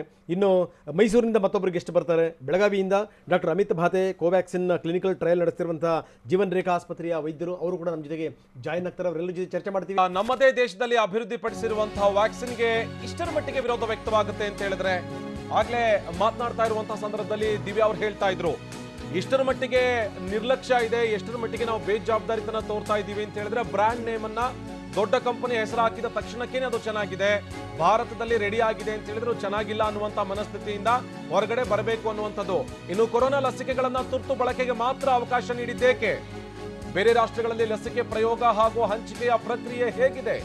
ಈ ನಮ್ಮ ದೇಶದಲ್ಲಿ ತುರ್ತು ಬಳಕೆಗೆ ಅಂತ ಹೇಳಿ 2 ವ್ಯಾಕ್ಸಿನ್ಗಳಿಗೆ ಓಕೆ ಅಂತ ಹೇಳಲಾಗಿದೆ. ಆದ್ರೆ ಬೇರೆ ದೇಶದಲ್ಲಿ ವ್ಯಾಕ್ಸಿನ್ ಬಳಕೆಗೆ ಸಂಬಂಧಪಟ್ಟ ಹಾಗೆ ಅಲ್ಲಿರುವಂತಹ ಪ್ರಕ್ರಿಯೆ ಏನೇನು? ಅಂತಾರಾಷ್ಟ್ರೀಯ ಮಟ್ಟದ ಟೆಸ್ಟ್ ನಲ್ಲಿ ಲಸಿಕೆಗಳು ಪಾಸಾ ಅಥವಾ ಫೇಲಾ? ಕೊರೋನಾ ಲಸಿಕೆಗಳನ್ನ ತುರ್ತು ಬಳಕೆಗೆ ಮಾತ್ರ ಇಲ್ಲಿ ಅವಕಾಶವನ್ನ ಕೊಡಲಾಗಿದೆ. ಇಲ್ಲಿ ಸೇಫ್ ಅನ್ನೋದಾಗಿದ್ರೆ ಯಾಕೆ ತುರ್ತು ಬಳಕೆಗೆ ಅವಕಾಶವನ್ನ ಕೊಡಲಾಯಿತು? ಅದರ ಪ್ರಕ್ರಿಯೆ ಹೇಗೆ ನಡೆಯುತ್ತೆ? ಇಂಗ್ಲೆಂಡ್ನಲ್ಲಿ ಕೋವಿಶೀಲ್ಡ್ ಲಸಿಕೆ ಗುಣಮಟ್ಟ ಪರೀಕ್ಷೆಯಲ್ಲಿ ಪಾಸ್ ಆಗಿದೆ. ಆಕ್ಸ್ಫರ್ಡ್ ವಿವಿ ಆಸ್ಟ್ರಾಜೆನಿಕಾ ಕಂಪನಿಯ ಲಸಿಕೆ ತುರ್ತು ಬಳಕೆಗೆ ಒಪ್ಪಿಗೆಯನ್ನ ಕೊಡಲಾಗಿದೆ. ಇಂಗ್ಲೆಂಡ್ನ MHRA ನಿಂದ ಆಕ್ಸ್ಫರ್ಡ್ ವಿವಿ ಲಸಿಕೆ ಬಳಕೆಗೆ ಒಪ್ಪಿಗೆಯನ್ನ ಕೊಡಲಾಗಿದೆ. MHRA. ಇನ್ನು ಆಕ್ಸ್ಫರ್ಡ್ ವಿವಿ ಲಸಿಕೆ ಬಗ್ಗೆ ಇಂಗ್ಲೆಂಡ್, ಬ್ರೆಜಿಲ್ನಲ್ಲಿ ವೈದ್ಯಕೀಯ ಪ್ರಯೋಗಗಳಾಗಿದೆ. 3ನೇ ಹಂತದ ವೈದ್ಯಕೀಯ ಪ್ರಯೋಗ ಕೂಡ ಮುಕ್ತಾಯಗೊಂಡಿದೆ. ಅಷ್ಟರ ಮಟ್ಟಿಗೆ ಅಲ್ಲಿರುವಂತಹ ವ್ಯಾಕ್ಸಿನ್ ಬಗ್ಗೆ ಒಂದಷ್ಟು ಸ್ಟಡಿ ಆಗಿದೆ. ಭಾರತ, ಇಂಗ್ಲೆಂಡ್, ಪಾಕ್, ಬಾಂಗ್ಲಾದೇಶದಲ್ಲಿ ಕೋವ್ಯಾಕ್ಸಿನ್ ಅನ್ನ ಪ್ರಯೋಗಿಸಲಾಗಿದೆ. ಭಾರತದಲ್ಲಿ ಮಾತ್ರ ತುರ್ತು ಬಳಕೆಗೆ ಒಪ್ಪಿಗೆಯನ್ನು ಪಡೆದಿರುವಂತಹ ಕೋವ್ಯಾಕ್ಸಿನ್ ಲಸಿಕೆ ಭಾರತದಲ್ಲಿ ಮಾತ್ರ ತುರ್ತು ಬಳಕೆಗೆ ಅವಕಾಶ ಕೊಡಲಾಗಿದೆ. ಆದರೆ 1 ಮತ್ತು 2ನೇ ಹಂತದ ಲಸಿಕೆ ಪ್ರಯೋಗದ ಅಂಕಿ ಅಂಶವನ್ನ ಇಲ್ಲಿಯವರೆಗೂ ಕೂಡ ರಿಲೀಸ್ ಮಾಡಿಲ್ಲ. ಲಸಿಕೆಯ ಪ್ರಯೋಗದ ಅಂಕಿ ಅಂಶಗಳನ್ನೇ ಬಿಡುಗಡೆ ಮಾಡದೇ ಇರೋದ್ರಿಂದಾಗಿ ಇಂಥ ಒಂದಷ್ಟು ಟೀಕೆಗಳು ಎದುರಿಸ್ತಾ ಇದೆ ಭಾರತ್ ಬಯೋಟೆಕ್. 3ನೇ ಹಂತದ ಲಸಿಕೆಯ ವೈದ್ಯಕೀಯ ಪ್ರಯೋಗ ಮಾರ್ಚ್ಗೆ ಮುಗಿಯುತ್ತೆ. ಇಲ್ಲಿ ಡೇಟಾ ಕೊಟ್ಟಿಲ್ಲ ಅನ್ನುವಂತಹ ವಿಚಾರವನ್ನ ಇಟ್ಟುಕೊಂಡೇ ಭಾರತ್ ಬಯೋಟೆಕ್ ವಿರುದ್ಧ ಕೇಳಿ ಬರ್ತಾ ಇರುವಂತಹ ಟೀಕೆಗಳು. ಹಾಗಿದ್ರೆ ಒಂದೊಮ್ಮೆ ಡೇಟಾ ಕೊಡದೆ ಹೋದ್ರೆ ಏನ್ ಸಮಸ್ಯೆ ಆಗುತ್ತೆ? ಡೇಟಾ ರಿವೀಲ್ ಮಾಡದೆ ಅದನ್ನ ಮುಚ್ಚಿಟ್ರೆ ತೆಗೆದುಕೊಳ್ಳೋದ್ರಲ್ಲಿ, ವ್ಯಾಕ್ಸಿನ್ ಹಂಚಿಕೆ ಮಾಡೋದ್ರಲ್ಲಿ ಏನಾದರೂ ಸಮಸ್ಯೆ ಉಂಟಾಗುತ್ತಾ? ಮತ್ತಷ್ಟು ಡೀಟೇಲ್ಸ್ ಕೊಡ್ತಾರೆ ನನ್ನ colleague Avinash. Over to you. Yes Anand, ಈ ಅಂಕಿಅಂಶಗಳ ವಿಚಾರವಾಗಿಯೇ ಈಗ ಒಂದಷ್ಟು ಪ್ರಶ್ನೆಗಳಿರೋದು. ಯಾಕೆ 1ನೇ ಮತ್ತು 2ನೇ ಹಂತದ ಅಂಕಿಅಂಶಗಳನ್ನು ಇನ್ನೂ ಕೂಡ ರಿವೀಲ್ ಯಾಕೆ ಮಾಡಿಲ್ಲ ಅಂತ. ಇಂಗ್ಲೆಂಡ್ನಲ್ಲಿ ಕೋವಿಶೀಲ್ಡ್ ಲಸಿಕೆ ಗುಣಮಟ್ಟ ಪರೀಕ್ಷೆ ಏನಿದೆ ಅದರಲ್ಲಿ ಪಾಸ್ ಆಗಿದೆ ಕೋವಿಶೀಲ್ಡ್. ಆದರೆ ಕೋವ್ಯಾಕ್ಸಿನ್ ವಿಚಾರದಲ್ಲಿ ಇನ್ನೂ ಕೂಡ ಪ್ರಶ್ನೆಗಳು ಹಾಗೇ ಇವೆ. ಇಂಗ್ಲೆಂಡ್ನ MHRA ನಿಂದ ಆಕ್ಸ್ಫರ್ಡ್ ವಿವಿ ಲಸಿಕೆಗೆ ಒಪ್ಪಿಗೆ ಸಿಕ್ಕಿದೆ ಬಳಕೆಗೆ. ಹಾಗಾಗಿ ನಾವು ಈ ಆಕ್ಸ್ಫರ್ಡ್ ವಿವಿ ಅಸ್ಟ್ರಾಜೆನಿಕಾ ಕೊಲಾಬರೇಷನ್ ಜೊತೆಗೆ ಏನಾಗ್ತಾ ಇದೆ ಅದಕ್ಕೆ ಸಂಬಂಧಪಟ್ಟಾಗಿ ನೋಡೋದಾದ್ರೆ ಅಲ್ಲಿ ಒಂದಷ್ಟು ಕ್ಲಾರಿಟಿ ಸಿಗ್ತಾ ಇದೆ. ಆದರೆ ಕೋವ್ಯಾಕ್ಸಿನ್ ವಿಚಾರವಾಗಿ ಇನ್ನೂ ಕೂಡ ಒಂದಷ್ಟು ಕ್ಲಾರಿಟಿ ಗೊತ್ತಾಗಬೇಕಾಗಿದೆ ಅನ್ನೋದು. ಸೊ ಆಕ್ಸ್ಫರ್ಡ್ ವಿವಿ ಲಸಿಕೆ ಬಗ್ಗೆ ಇಂಗ್ಲೆಂಡ್ ಬ್ರೆಜಿಲ್ನಲ್ಲಿ ವೈದ್ಯಕೀಯ ಪ್ರಯೋಗ ಕೂಡ ಆಗಿದೆ ಅನ್ನೋದು, 3ನೇ ಹಂತದ ವೈದ್ಯಕೀಯ ಪ್ರಯೋಗ ಕೂಡ ಮುಕ್ತಾಯ ಆಗಿದೆ. ಹಾಗಾದ್ರೆ ಕೋವ್ಯಾಕ್ಸಿನ್ ಮತ್ತು ಕೋವಿಶೀಲ್ಡ್ಗೆ ಕಂಪ್ಯಾರಿಸನ್ ಆಗ್ತಿರುವಂಥದ್ದು ಈ ವಿಚಾರದಲ್ಲಿ ಅಂತ ಅನಿಸ್ತಾ ಇದೆ. ಯಾಕಂದ್ರೆ ಇಲ್ಲಿ ಒಂದಷ್ಟು ಸ್ಟ್ಯಾಟಿಸ್ಟಿಕ್ಸ್ ಅನ್ನು ನೋಡಿದಾಗ ಭಾರತ, ಇಂಗ್ಲೆಂಡ್, ಪಾಕ್, ಬಾಂಗ್ಲಾದೇಶದಲ್ಲಿ ಕೋವ್ಯಾಕ್ಸಿನ್ ಪ್ರಯೋಗ ಆಗಿರುವಂಥದ್ದು, ಭಾರತದಲ್ಲಿ ಮಾತ್ರ ಇದಕ್ಕೆ ತುರ್ತು ಬಳಕೆಗೆ ಅವಕಾಶವನ್ನು ಕೊಡಲಾಗಿದೆ, ಒಪ್ಪಿಗೆಯನ್ನು ಪಡ್ಕೊಂಡಿದೆ. ಹಾಗಾಗಿ ಯಾಕೆ ಭಾರತದಲ್ಲಿ ಮಾತ್ರ ಅನ್ನೋದೊಂದು ಪ್ರಶ್ನೆ. ಆದರೆ ಈ 1ನೇ ಮತ್ತು 2ನೇ ಹಂತದ ಲಸಿಕೆಯ ಪ್ರಯೋಗದ ಅಂಕಿಅಂಶ ಇನ್ನೂ ಕೂಡ ರಿಲೀಸ್ ಮಾಡಿಲ್ಲ. ಹಾಗೆ ಯಾಕೆ ಇದೆಲ್ಲವೂ ಕೂಡ ಒಂದು ರೀತಿಯಾಗಿ ಕಾನ್ಫಿಡೆನ್ಷಿಯಲ್ ಆಗಿ ಯಾಕೆ ಇಟ್ಟಿದ್ದಾರೆ? ಲಸಿಕೆಯ ಪ್ರಯೋಗದ ಅಂಕಿಅಂಶಗಳನ್ನ ಬಿಡುಗಡೆ ಮಾಡದೇ ಇರೋದ್ರಿಂದಾಗಿ ಈಗ ಟೀಕೆ ಎದುರಾಗ್ತಾ ಇದೆ. ಯಾಕಂದ್ರೆ ಫೈಸರ್, ಮಾಡರ್ನಾ ಈ ಎಲ್ಲ ವಿಚಾರಕ್ಕೆ ಸಂಬಂಧಪಟ್ಟಾಗೆ ಕಂಪೇರ್ ಮಾಡಿದ್ರೆ ಸ್ಟ್ಯಾಟಿಸ್ಟಿಕ್ಸ್ಗಳು ಇನ್ನೂ ಕೂಡ ರಿಲೀಸ್ ಆಗಬೇಕು ಅನ್ನೋದು. 3ನೇ ಹಂತದ ಲಸಿಕೆಯ ವೈದ್ಯಕೀಯ ಪ್ರಯೋಗ ಮಾರ್ಚ್ಗೆ ಮುಕ್ತಾಯ ಆಗುತ್ತೆ. ಹಾಗಾದ್ರೆ 2ನೇ ಹಂತ ಪ್ರಯೋಗ ಮುಗ್ದಿರುವಾಗಲೇ ಒಪ್ಪಿಗೆ ಯಾಕೆ ಬಂತು ಅನ್ನೋದು ಇಲ್ಲಿ ಪ್ರಶ್ನೆ ಮೂಡ್ತಾ ಇರೋದು. ಇನ್ನು ಮಾರ್ಚ್ನಲ್ಲಿ 3ನೇ ಹಂತದ ವೈದ್ಯಕೀಯ ಪ್ರಯೋಗದ ಅಂಕಿಅಂಶ ಸಿಗುತ್ತೆ. ಮೇ ಬಿ 3ನೇ ಹಂತ ಆದ್ಮೇಲೆ ಕಂಪ್ಲೀಟ್ ಆದಂತಹ ಸ್ಟ್ಯಾಟಿಸ್ಟಿಕ್ಸ್ ಅನ್ನು ಏನಾದರೂ ಭಾರತ್ ಬಯೋಟೆಕ್ ರಿಲೀಸ್ ಮಾಡಬಹುದಾ ಅಂತ ಪ್ರಶ್ನೆ ಕೂಡ ಇದೆ. ಅದಕ್ಕೂ ಮುನ್ನವೇ ತುರ್ತು ಬಳಕೆಗೆ ಒಪ್ಪಿಗೆ ಸಿಕ್ಕಿರೋದು ಟೀಕೆಗೆ ಕಾರಣವಾಗಿದೆ. ಇದಕ್ಕೆ ಸಂಬಂಧಪಟ್ಟ ಹಾಗೆ ನಿನ್ನೆ ಕೃಷ್ಣ ಎಲ್ಲ ಅವರು ಒಂದಷ್ಟು ಎಕ್ಸ್ಪ್ಲನೇಷನ್ ಕೂಡ ಕೊಟ್ಟರು. ತುಂಬಾ ಕಾಂಪ್ಲಿಕೇಟೆಡ್ ಆಗಿದೆ ಹೌದು, ಆದರೆ ನಾವು ಇದನ್ನೆಲ್ಲವೂ ಕೂಡ ಪ್ರಯೋಗದಲ್ಲಿ ಪ್ರತಿಯೊಂದನ್ನು ಕೂಡ ಗಮನಿಸಿದ್ದೀವಿ ಅಂತಾನೆ ತಿಳಿಸಲಾಗಿದೆ. ಜೊತೆಗೆ ಆನಂದ್, ಈ ವಿಚಾರಕ್ಕೆ ಸಂಬಂಧಪಟ್ಟ ಹಾಗೆ ಗೆಸ್ಟ್ಗಳ ಬಳಿ ಕೂಡ ನನ್ನ ಪ್ರಶ್ನೆ ಇದೆ. WHO ಇಷ್ಟೆಲ್ಲ ಅಂಕಿಅಂಶಗಳನ್ನು ಮುಚ್ಚಿಟ್ರೆ ಅದಕ್ಕೆ ಅವಕಾಶ ಕೊಡುತ್ತಾ, ಅದಕ್ಕೆ ಪರ್ಮಿಷನ್ ಇದೆಯಾ, ಅಥವಾ 3ನೇ ಹಂತ ಆದ್ಮೇಲೆ ಏನಾದರೂ ಸ್ಟ್ಯಾಟಿಸ್ಟಿಕ್ಸ್ ಏನಾದರೂ ರಿವೀಲ್ ಆಗ್ಬೋದಾ ಅಂತ ಆನಂದ್? Thank you Avinash. ಇಲ್ಲಿ ಗಮನಿಸ್ತಾ ಇದ್ವಿ ಟೆಕ್ನಿಕಲ್ ವಿಚಾರಕ್ಕೆ ಸಂಬಂಧಪಟ್ಟ ಹಾಗೆ ಅದರ ಜೊತೆಗೆ ತನ್ನಲ್ಲಿರುವಂತಹ ಡೇಟಾವನ್ನ ಯಾಕೆ ರಿವೀಲ್ ಮಾಡ್ತಾ ಇಲ್ಲ ಭಾರತ್ ಬಯೋಟೆಕ್ ಅನ್ನುವಂಥ ವಿಚಾರಕ್ಕೆ ಸಂಬಂಧಪಟ್ಟ ಹಾಗೆ ಸ್ವತಃ ಕಂಪನಿಯಲ್ಲಿ ಸ್ಪಷ್ಟನೆ ಕೊಟ್ಟಿದೆ. ನೋಡೋಣ ಬನ್ನಿ. Ebola, a good example, Ebola vaccine was never completed a human clinical trial at all when Merck developed. WHO has done emergency authorization to do it in Liberia and Guinea, and those countries have done directly into the human trial and sort of affair. And 2014, the license came in. 2009 they started outbreak, and 2014 the license came in. So that means emergency license is allowed globally. It is a practice. Even US government says if you have good immunogenicity data, can be done in emergency authorization. And I think look at it, the phase Merck Ebola vaccine, 39 subjects and completion EMA 2020, they got November emergency authorization before phase 3 trial. Even Johnson & Johnson Ebola vaccine, only 87 people they have done it. And they got emergency license in 2019, and they're done in Rwanda immunization program. It is allowed. People are not just, I don't know why Indian companies always targeted by everybody in the world. Bharat biotech ಕೊಡ್ತಾ ಇರುವಂತಹ ಒಂದಷ್ಟು ಮಾಹಿತಿ, ಇಲ್ಲಿ ತುರ್ತು ಬಳಕೆಗೆ ಅವಕಾಶ ಅನ್ನುವಂಥದ್ದು ಇವತ್ತು ನಿನ್ನೆಯಿಂದ ಅಲ್ಲ, ಫಸ್ಟ್ ಸ್ಟೇಜ್ನಲ್ಲಿ ಅಥವಾ ಫೇಸ್ 2 ಟ್ರಯಲ್ ನಡೀತಾ ಇರುವಂತಹ ಸಂದರ್ಭದಲ್ಲಿ ಎಬೋಲಾಗೆ ಕಂಡುಹಿಡಿದಂತಹ ವ್ಯಾಕ್ಸಿನ್ ಆಗಲಿ ಅಥವಾ H1N1ಗೆ ಕಂಡುಹಿಡಿದಂತಹ ವ್ಯಾಕ್ಸಿನ್ ಆಗಲಿ ಅಥವಾ ಬೇರೆ ಬೇರೆ ವ್ಯಾಕ್ಸಿನ್ಗಳಿಗೆ ಅವಕಾಶವನ್ನ ಮಾಡಿಕೊಡಲಾಗಿದೆ. ಅದೇ ರೀತಿಯಾಗಿ ಅವಕಾಶ ಮಾಡಿಕೊಟ್ಟಿದ್ದಾರೆ. ಯಾಕೆ ಇಷ್ಟರ ಮಟ್ಟಿಗೆ ಟೀಕೆ ವ್ಯಕ್ತವಾಗ್ತಾ ಇದೆ ಅಂತ ಹೇಳಿ ನಮ್ಮ ಜೊತೆಗೆ ಡಾಕ್ಟರ್ ಚಂದ್ರಶೇಖರ್ ಅವರು ಕೂಡ ಜಾಯ್ನ್ ಆಗಿದ್ದಾರೆ. ಡಾಕ್ಟರ್ ಚಂದ್ರಶೇಖರ್ ಅವರೇ, ಗಮನಿಸ್ತಾ ಇದ್ವಿ ಸರ್ ಇಲ್ಲೇನು ಅಂತ ಹೇಳಿದ್ರೆ ಬೇರೆ ಬೇರೆ ದೇಶಗಳಲ್ಲಿ ತುರ್ತು ಬಳಕೆಗೆ ಅವಕಾಶ ಕೊಟ್ಟಂತ ಸಂದರ್ಭದಲ್ಲಿ ಅಲ್ಲಿನ ಜನ ಸೇರಿದಂತೆ ಬೇರೆ ಬೇರೆ ಕಂಪನಿಗಳು, ವಿಜ್ಞಾನಿಗಳು ಖುಷಿ ಪಟ್ಟಿದ್ರು, ಅಟ್ಲೀಸ್ಟ್ ಒಂದು ಕೊರೋನಾಗೆ ಮಹಾಮಾರಿಗೆ ವ್ಯಾಕ್ಸಿನ್ ಸಿಕ್ತಲ್ಲ ಅಂತ ಹೇಳಿ. ಆದ್ರೆ ಭಾರತದಲ್ಲಿ ಯಾವಾಗ ತುರ್ತು ಬಳಕೆಗೆ ಅವಕಾಶವನ್ನ ಮಾಡಿಕೊಡ್ಲಾಯ್ತೋ ಸದ್ಯಕ್ಕೆ ಕೇಳಿ ಬರ್ತಾ ಇರುವಂತಹ ಮಾತು, ನಿಮ್ಮ ಡೇಟಾ ಎಲ್ಲಿದೆ ಮೊದಲು ಕೊಡಿ, ಆಮೇಲೆ ಬಳಕೆಗೆ ಅವಕಾಶ ಮಾಡಿಕೊಡಿ ಅನ್ನುವಂಥ ಟೀಕೆ ವ್ಯಕ್ತವಾಗ್ತಾ ಇದೆ. ಈ ವ್ಯಾಕ್ಸಿನ್ ವಿಚಾರದಲ್ಲಿ ನಡೀತಾ ಇರುವಂತಹ ಟಾಕ್ ವಾರ್ ಬಗ್ಗೆ ಏನ್ ಹೇಳ್ತೀರಿ ಸರ್? ಇದು ಸಂಪೂರ್ಣ ಪಾಲಿಟಿಕ್ಸ್ ಆಗ್ತಾ ಇದೆ. ಆಕ್ಚುಲಿ ಸೈನ್ಸ್ ಪ್ರಕಾರ ಈ ಒಂದು ತುರ್ತು ಬಳಕೆಗೆ ಏನು ಒಂದು ಪರ್ಮಿಷನ್ ಸಿಕ್ಕಿದೆ ಅದು ಕರೆಕ್ಟ್, ಅದು ಲೀಗಲಿ ಪರ್ಫೆಕ್ಟ್ ಮೆಥಡ್ಸ್ ಅಲ್ಲಿ ಹೋಗಿದೆ ಆಕ್ಚುಲ್ ಆಗಿ. ಯಾಕಂದ್ರೆ ನನಗೆ ತಿಳಿದಷ್ಟು ಮಟ್ಟಿಗೆ ಫೇಸ್ 1 ಫೇಸ್ 2 ಸ್ಟಡಿ ಆಗಿದೆ, ಅದರಲ್ಲಿ ಸೇಫ್ಟಿ ಕಂಪ್ಲೀಟ್ ಆಗಿ ಎಸ್ಟಾಬ್ಲಿಷ್ ಆಗಿದೆ. ಈವನ್ ಇದರಲ್ಲೂ ಕೂಡ ಕೆಲವಷ್ಟು ಆಂಟಿಬಾಡಿ ಪ್ರೊಡ್ಯೂಸ್ ಆಗಿರೋದು ಪ್ರೂಫ್ ಆಗಿದೆ. ನನಗೆ ಈಗ ಮೊನ್ನೆ ರಿಲೀಸ್ ಮಾಡಿದ ಪ್ರೆಸ್ ಪ್ರಕಾರ ಅವರು ಈಗ ಏನು ಇಂಟ್ರೀಮ್ ಅನಾಲಿಸಿಸ್ ಮಾಡಿದ್ದಾರೆ ಅದನ್ನು ಕೂಡ ಸಬ್ಮಿಟ್ ಮಾಡಿದ್ದಾರೆ ಟು DCG. ಅದನ್ನೆಲ್ಲ ನೋಡನೆ they have given an approval. ಇದಕ್ಕೆ ನಾವು ಎಮರ್ಜೆನ್ಸಿ ಅಪ್ರೂವಲ್ ಅಂತಲೇ ಹೆಸರು ಕೊಡೋದು. ಅಪ್ರೂವಲ್ ಅಂತ ಹೇಳಿದ್ರೆ ಕನ್ವಿನ್ಸ್ ಆದ್ಮೇಲೆ ಈ ಒಂದು ಫೇಸ್ 3 ಇಲ್ಲದೆ ಅಪ್ರೂವಲ್ ಕೊಡೋದಕ್ಕೆ ನಾವು ಎಮರ್ಜೆನ್ಸಿ ಅಪ್ರೂವಲ್ ಅಂತಲೇ DCG ಅಲ್ಲಿ ಟರ್ಮಿನಾಲಜಿ ಇರೋದು. ಆ ಟರ್ಮ್ ಪ್ರಕಾರ ಅಪ್ರೂವಲ್ ಕೊಟ್ಟಿದ್ದಾರೆ. ಅದಕ್ಕೆ ಇಷ್ಟೊಂದು ಪಾಲಿಟಿಕ್ಸ್, ಇಷ್ಟೊಂದು ವಿರೋಧ ಯಾಕೆ ವ್ಯಕ್ತ ಆಗ್ತಾ ಇದೆ ಅಂತ ನನಗೆ ಇನ್ನೂ ಅರ್ಥವಾಗ್ತಾ ಇಲ್ಲ. ಆಕ್ಚುಲ್ ಆಗಿ ಯಾಕೆ ಅಂತ ಹೇಳಿದ್ರೆ ಎಲ್ಲಾ ಕಡೆನೂ ಈಗ ಫಾರ್ ಎಕ್ಸಾಂಪಲ್ ರಷ್ಯಾದಲ್ಲೇ ತಗೊಳ್ಳಿ, phase 3 ಟ್ರಯಲ್ ಆಗದೇನೆ ಆ ವ್ಯಾಕ್ಸಿನ್ ಎಲ್ಲಾ ಕಡೆ ಕೊಡ್ತಾ ಇದ್ದಾರೆ, ಪೇಷಂಟ್ಸ್ಗೆ, ಜನಗಳಿಗೆ ಕೊಡ್ತಾ ಇದ್ದಾರೆ. ಯಾಕೆಂದ್ರೆ ಎಮರ್ಜೆನ್ಸಿಯಾಗಿ ಈ ಒಂದು ಬೇಕೇ ಬೇಕು, ಈ ಒಂದು ವ್ಯಾಕ್ಸಿನ್ಸ್ ಬೇಕಾಗುತ್ತೆ. ಈ ವ್ಯಾಕ್ಸಿನ್ ನೆಸೆಸಿಟಿ ಇದೆ, ಅದನ್ನ ನೋಡ್ಕೊಂಡೇನೆ ಸೈಂಟಿಫಿಕ್ ಕಮ್ಯುನಿಟಿ, ಅಡ್ಮಿನಿಸ್ಟ್ರೇಟರ್ಸ್ ಪರ್ಮಿಷನ್ ಕೊಟ್ಟಿದ್ದಾರೆ. ಬಟ್ ಈ ಅಪೋಸಿಷನ್ಗೆ ನನಗೆ ಅರ್ಥವಾಗ್ತಾ ಇಲ್ಲ, ಏನಕ್ಕೆ ಇಷ್ಟೊಂದು ಅಪೋಸ್ ಮಾಡ್ತಾರೆ. ಇದು ಕರೆಕ್ಟ್ ಆಗಿ ಹೇಳೋದಾದ್ರೆ ಇದು ಕೊಟ್ಟಿರ್ತಕ್ಕಂತ ಪ್ರಾಸೆಸ್ ಕರೆಕ್ಟ್ ಇದೆ, ಅದ್ ನಾವು ಒಪ್ಪಿಕೊಂಡು ಅದನ್ನ ಮುಂದುವರಿಯೋದು ಅಥವಾ ಮುಂದಕ್ಕೆ ಹೋಗೋದು ಬೆಟರ್. ನನ್ಗನ್ಸಿದ ಮಟ್ಟಿಗೆ ಇದೊಂಥರ ಈ ವ್ಯಾಕ್ಸಿನ್ ವಾರ್ ನಡೀತಾ ಇದೆ ಅನ್ಸುತ್ತೆ. ನಾನ್ ಫಸ್ಟ್, ನಾನ್ ಮೊದಲು, ಇನ್ನೊಬ್ರಲ್ಲಿ ತಪ್ಕೊಂಡು ಹಿಡಿದು ನಂದೇ ಕರೆಕ್ಟ್ ಅಂತ ಹೇಳೋ ತರ ಒಂದು ಪ್ರಾಸೆಸ್ ನಡೀತಾ ಇದೆ. ಅದರಲ್ಲಿ ಪಾಲಿಟಿಷಿಯನ್ಸ್ ಅವ್ರು ಇವರು ಸೇರ್ಕೊಂಡ್ರೆ ನಮ್ಮ ಜನಗಳಿಗೆ ಇನ್ನೂ ಕನ್ಫ್ಯೂಷನ್ ಜಾಸ್ತಿ ಆಗುತ್ತೆ. ಅದನ್ನ ಅವಾಯ್ಡ್ ಮಾಡೋದೇ ಉತ್ತಮ ಅಂತ ನನ್ನ ಒಂದು ಅನಿಸಿಕೆ, ನನ್ನ ಒಂದು ಪ್ರೇಯರ್ ಕೂಡ. ಐ ಥಿಂಕ್ ಅದನ್ನ ಅವಾಯ್ಡ್ ಮಾಡೋದೇ ಬೆಸ್ಟ್ ಅಂತ ಅನ್ಸುತ್ತೆ. ನಿಜ ಡಾಕ್ಟರ್, ಇಲ್ಲಿ ಗಮನಿಸ್ತಾ ಇದ್ವಿ, ತುಂಬಾ ಒಳ್ಳೆ ಮಾತು ಹೇಳಿದ್ರಿ. ಇಂಥದ್ದೊಂದು ಚರ್ಚೆ ಅಥವಾ ಇಂಥದ್ದೊಂದು ಟಾಕ್ ವಾರನ್ನ ಅವಾಯ್ಡ್ ಮಾಡೋದು ಒಳ್ಳೆಯದು. ಯಾಕೆ ಅಂತ ಹೇಳಿದ್ರೆ ಸೈಂಟಿಫಿಕ್ ಆಗಿ ಕೊಟ್ಟಿರುವಂತ, ಎಮರ್ಜೆನ್ಸಿ ಬಳಕೆಗೆ ಕೊಟ್ಟಿರುವಂತ ಅವಕಾಶ ಅಂತ ಹೇಳಿ ದಿವ್ಯಾ ಅವ್ರು ಮಾತನಾಡುವಂತ ಸಂದರ್ಭದಲ್ಲಿ ಒಂದು ವಿಚಾರ ಹೇಳ್ತಾ ಇದ್ರು. ಇಲ್ಲಿ ಯಾಕೆ ಇಷ್ಟರ ಮಟ್ಟಿಗೆ ಚರ್ಚೆ ಆಗ್ತಾ ಇದೆ ಅಥವಾ ಅದನ್ನ ಟೀಕಿಸ್ತಾ ಇದ್ದಾರೆ ಗೊತ್ತಿಲ್ಲ. ಸೈನ್ಸ್ ಅನ್ನುವಂಥದ್ದು ಅದ್ರ ಹಿಂದೆ ಇದೆ. ಅದರ ಜೊತೆಗೆ ಇದಕ್ಕೆ ಒಪ್ಪಿಗೆ ಕೊಡುವಂತ ಸಂದರ್ಭದಲ್ಲಿ SEC ಇದೆ, ಅದರ ಜೊತೆಗೆ DCGI ನಲ್ಲಿ ಸೆಟ್ ಆಫ್ ಡಾಕ್ಟರ್ಸ್ ಇರ್ತಾರೆ. ಅಂತ ಎಲ್ಲಾ ತಜ್ಞರು ಸೇರಿ ಒಪ್ಪಿಗೆ ಕೊಟ್ಟಿರುವಂತ ಈ ವ್ಯಾಕ್ಸಿನ್ ತುರ್ತು ಬಳಕೆಯ ಅವಕಾಶವನ್ನ ಪ್ರಶ್ನೆ ಮಾಡ್ತಿರೋದು ಯಾರು? 10ನೇ ಪಾಸ್ ಆಗದೆ ಇರುವಂತಹ ವ್ಯಕ್ತಿಗಳು, ಈ ಇಡೀ ಸೈನ್ಸ್ ಅನ್ನ ಗೊತ್ತಿಲ್ಲದೆ ಇರುವಂತಹ ವ್ಯಕ್ತಿಗಳು ಡೇಟಾ ಕೊಡಿ ಅಂತ ಕೇಳ್ತಾ ಇದ್ದಾರೆ. ಕೊಟ್ಟಂತ ಸಂದರ್ಭದಲ್ಲಿ ಏನಿದೆ ಅಂತ ಹೇಳಿ ಓದೋದಕ್ಕೂ ಕೂಡ ಸಾಧ್ಯ ಆಗೋದಿಲ್ಲ. ಅಂಥವ್ರು ಇದ್ರ ಬಗ್ಗೆ ಪ್ರಶ್ನೆ ಕೇಳ್ತಾ ಇದ್ದಾರೆ.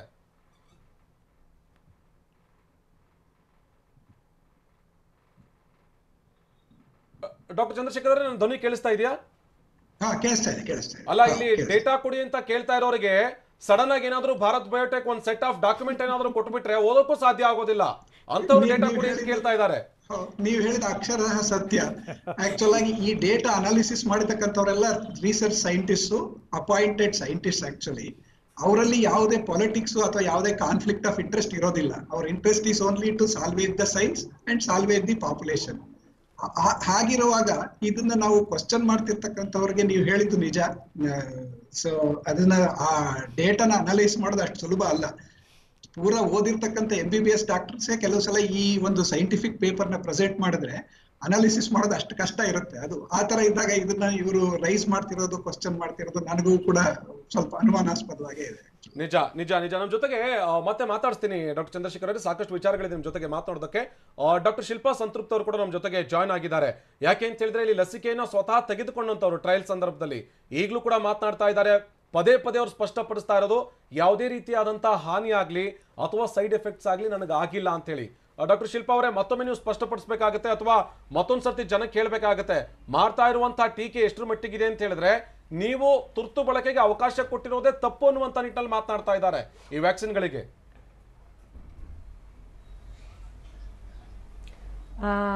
ನಾನು ಟ್ರಯಲ್ಸ್ ತಗೊಂಡು ಆಲ್ರೆಡಿ 92 ಡೇಸ್ ಕಂಪ್ಲೀಟ್ ಆಗಿದೆ. ಸೊ ಇದ್ರ ಪ್ರಕಾರ ನನಗಿದುವರೆಗೂ ಯಾವುದೇ ಒಂದು ಸೈಡ್ ಎಫೆಕ್ಟ್ಸ್ ಆಗಲಿ, ಕೋವಿಡ್ ಸಿಂಪ್ಟಮ್ಸು, ಸೈನ್ಸು ಬಂದಿಲ್ಲ.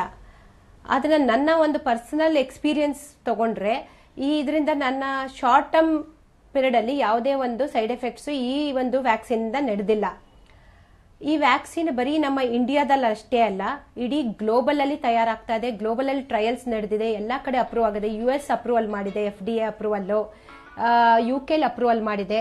ಎಲ್ಲ ಕಡೆ ಈ ಒಂದು ಯೂಸೇಜ್ಗೆ ಅಪ್ರೂವಲ್ ಮಾಡಿದಾಗ ಬರೀ ಅವರು ಎಲ್ಲ ಕಡೆನೂ ಒಂದು ಇಡೀ ಗ್ಲೋಬ್ದು ಒಂದು ಸೇಫ್ಟಿ, ಒಂದು ಸೆಕ್ಯೂರಿಟಿ ನೋಡ್ಕೊಂಡೇನೆ ಈ ಒಂದು ಟ್ರಯಲ್ಸ್ನ ಒಂದು ಕಟ್ ಶಾರ್ಟ್ ಮಾಡಿ, ಏನು ಒಂದು ವರ್ಷಾನುಗಟ್ಟಲೆ ನಡೆಯೋ ಟ್ರಯಲ್ಸ್ನ 7-8 ತಿಂಗಳುಗಳಲ್ಲಿ ಕಟ್ ಶಾರ್ಟ್ ಮಾಡಿ ಎಮರ್ಜೆನ್ಸಿ ಯೂಸೇಜ್ಗೆ ಗ್ಲೋಬೇ ಒಂದು ಅಪ್ರೂವಲ್ ಕೊಟ್ಟಿದೆ.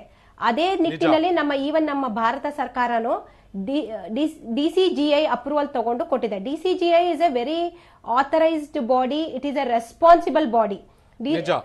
DCGI ಅಂತ ರೆಸ್ಪಾನ್ಸಿಬಲ್ ಬಾಡಿ ಸುಮ್ಮನೆ ಯಾರ್ದೋ ಒಂದು ಒಬ್ರಿಗೆ ಫೇವರ್ ಮಾಡೋಕ್ಕಾಗಲಿ ಅಥವಾ ಒಂದು ಏನೋ ಒಂದು ರಾಜಕೀಯಕ್ಕಾಗಲಿ ಆ ದೃಷ್ಟಿಯಿಂದ ಯಾವುದೇ ಕಾರಣಕ್ಕೂ ಯಾವುದೇ ಒಂದು ವ್ಯಾಕ್ಸಿನ್ ಕೂಡ ಸೇಫ್ಟಿ ಮತ್ತೆ ಎಫಿಕಸಿ ನೋಡಿದ್ರೆ ಅಪ್ರೂವಲ್ ಕೊಡಲ್ಲ ಅನ್ನೋದು ನನ್ನ ಭಾವನೆ. ನಿಮ್ ಜೊತೆಗೆ ಮತ್ತಷ್ಟು ಚರ್ಚೆನ ಮಾಡ್ತೀನಿ. ಅದ್ರ ಜೊತೆಗೆ ಡಾಕ್ಟರ್ ಅನಿಲ್ ಹಾಗೇನೆ ಡಾಕ್ಟರ್ ಅಮಿತ್ ಬಾತೆ ಕೂಡ ನಮ್ಮ ಜೊತೆಗೆ ಜಾಯ್ನ್ ಆಗ್ತಾರೆ. ಆನಂದ್ ಹೇಳ್ತಿದ್ದಂಥ ಮಾತನ್ನು ಮತ್ತೆ ನಾನು ಪುನರುಚ್ಚಾರ ಮಾಡಬೇಕು. ಯಾಕಂದರೆ ಇವ್ರು ಯಾರ್ಯಾರು ಈ ಮಾನದಂಡ ಹಿಡ್ಕೊಂಡು ನಿಂತ್ಕೊಂಡಿರಲ್ಲ ಅವ್ರಿಗಿರುವಂಥ ಅರ್ಹತೆ ಯೋಗ್ಯತೆ ಎಷ್ಟು ಅನ್ನುವಂಥ ಪ್ರಶ್ನೆ ನಾವು ಪದೇ ಪದೇ ಹಾಕಬೇಕು. ಯಾಕಂದರೆ ಇವರು ಆ ವ್ಯಾಕ್ಸಿನ್ ಗುಣಮಟ್ಟ ಅಳಿಲಿಕ್ಕೆ ಇವ್ರ ಹತ್ರ ಯಾವ ಮಾನದಂಡಗಳಿದೆ? ಇನ್ನು ವ್ಯಾಕ್ಸಿನ್ಗಳ ಗುಣಮಟ್ಟ ಅಳಿಲಿಕ್ಕೆ ಭಾರತದ ನಿಯಮಗಳೇನು ನಿಂತು ಯಾವ್ಯಾವುದನ್ನು ಫಾಲೋ ಮಾಡಿದ್ದೀವಿ ನಾವು? ಕೊರೋನಾ ವ್ಯಾಕ್ಸಿನ್ ಟ್ರಯಲ್ನ ಹೆಂಗೆ ನಡೆಸಬೇಕು ಅದನ್ನು ಇಡೀ ವಿಶ್ವದಲ್ಲಿ ಬೇರೆ ಬೇರೆ ರಾಷ್ಟ್ರಗಳು ಮಾಡ್ತಾನೆ ಇದ್ದಾರೆ ಸ್ವಾಮಿ, ಮಾಡ್ತಾನೆ ಇದ್ದಾರೆ. ಭಾರತ ಕೂಡ ಅದರಲ್ಲಿ ಹಿಂದೆ ಬಿದ್ದಿಲ್ಲ.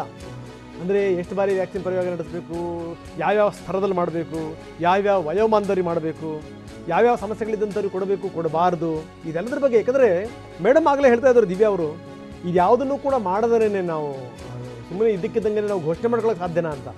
ಅದರ ಸುರಕ್ಷತೆ ನೋಡಬೇಕು, ಅದರ ಪರಿಣಾಮ ನೋಡಬೇಕು, ಎಷ್ಟರ ಮಟ್ಟಿಗೆ ಅದರ ಎಫೆಕ್ಟ್ ಇದೆ ಏನು ಎಲ್ಲದನ್ನೂ ನೋಡಬೇಕು.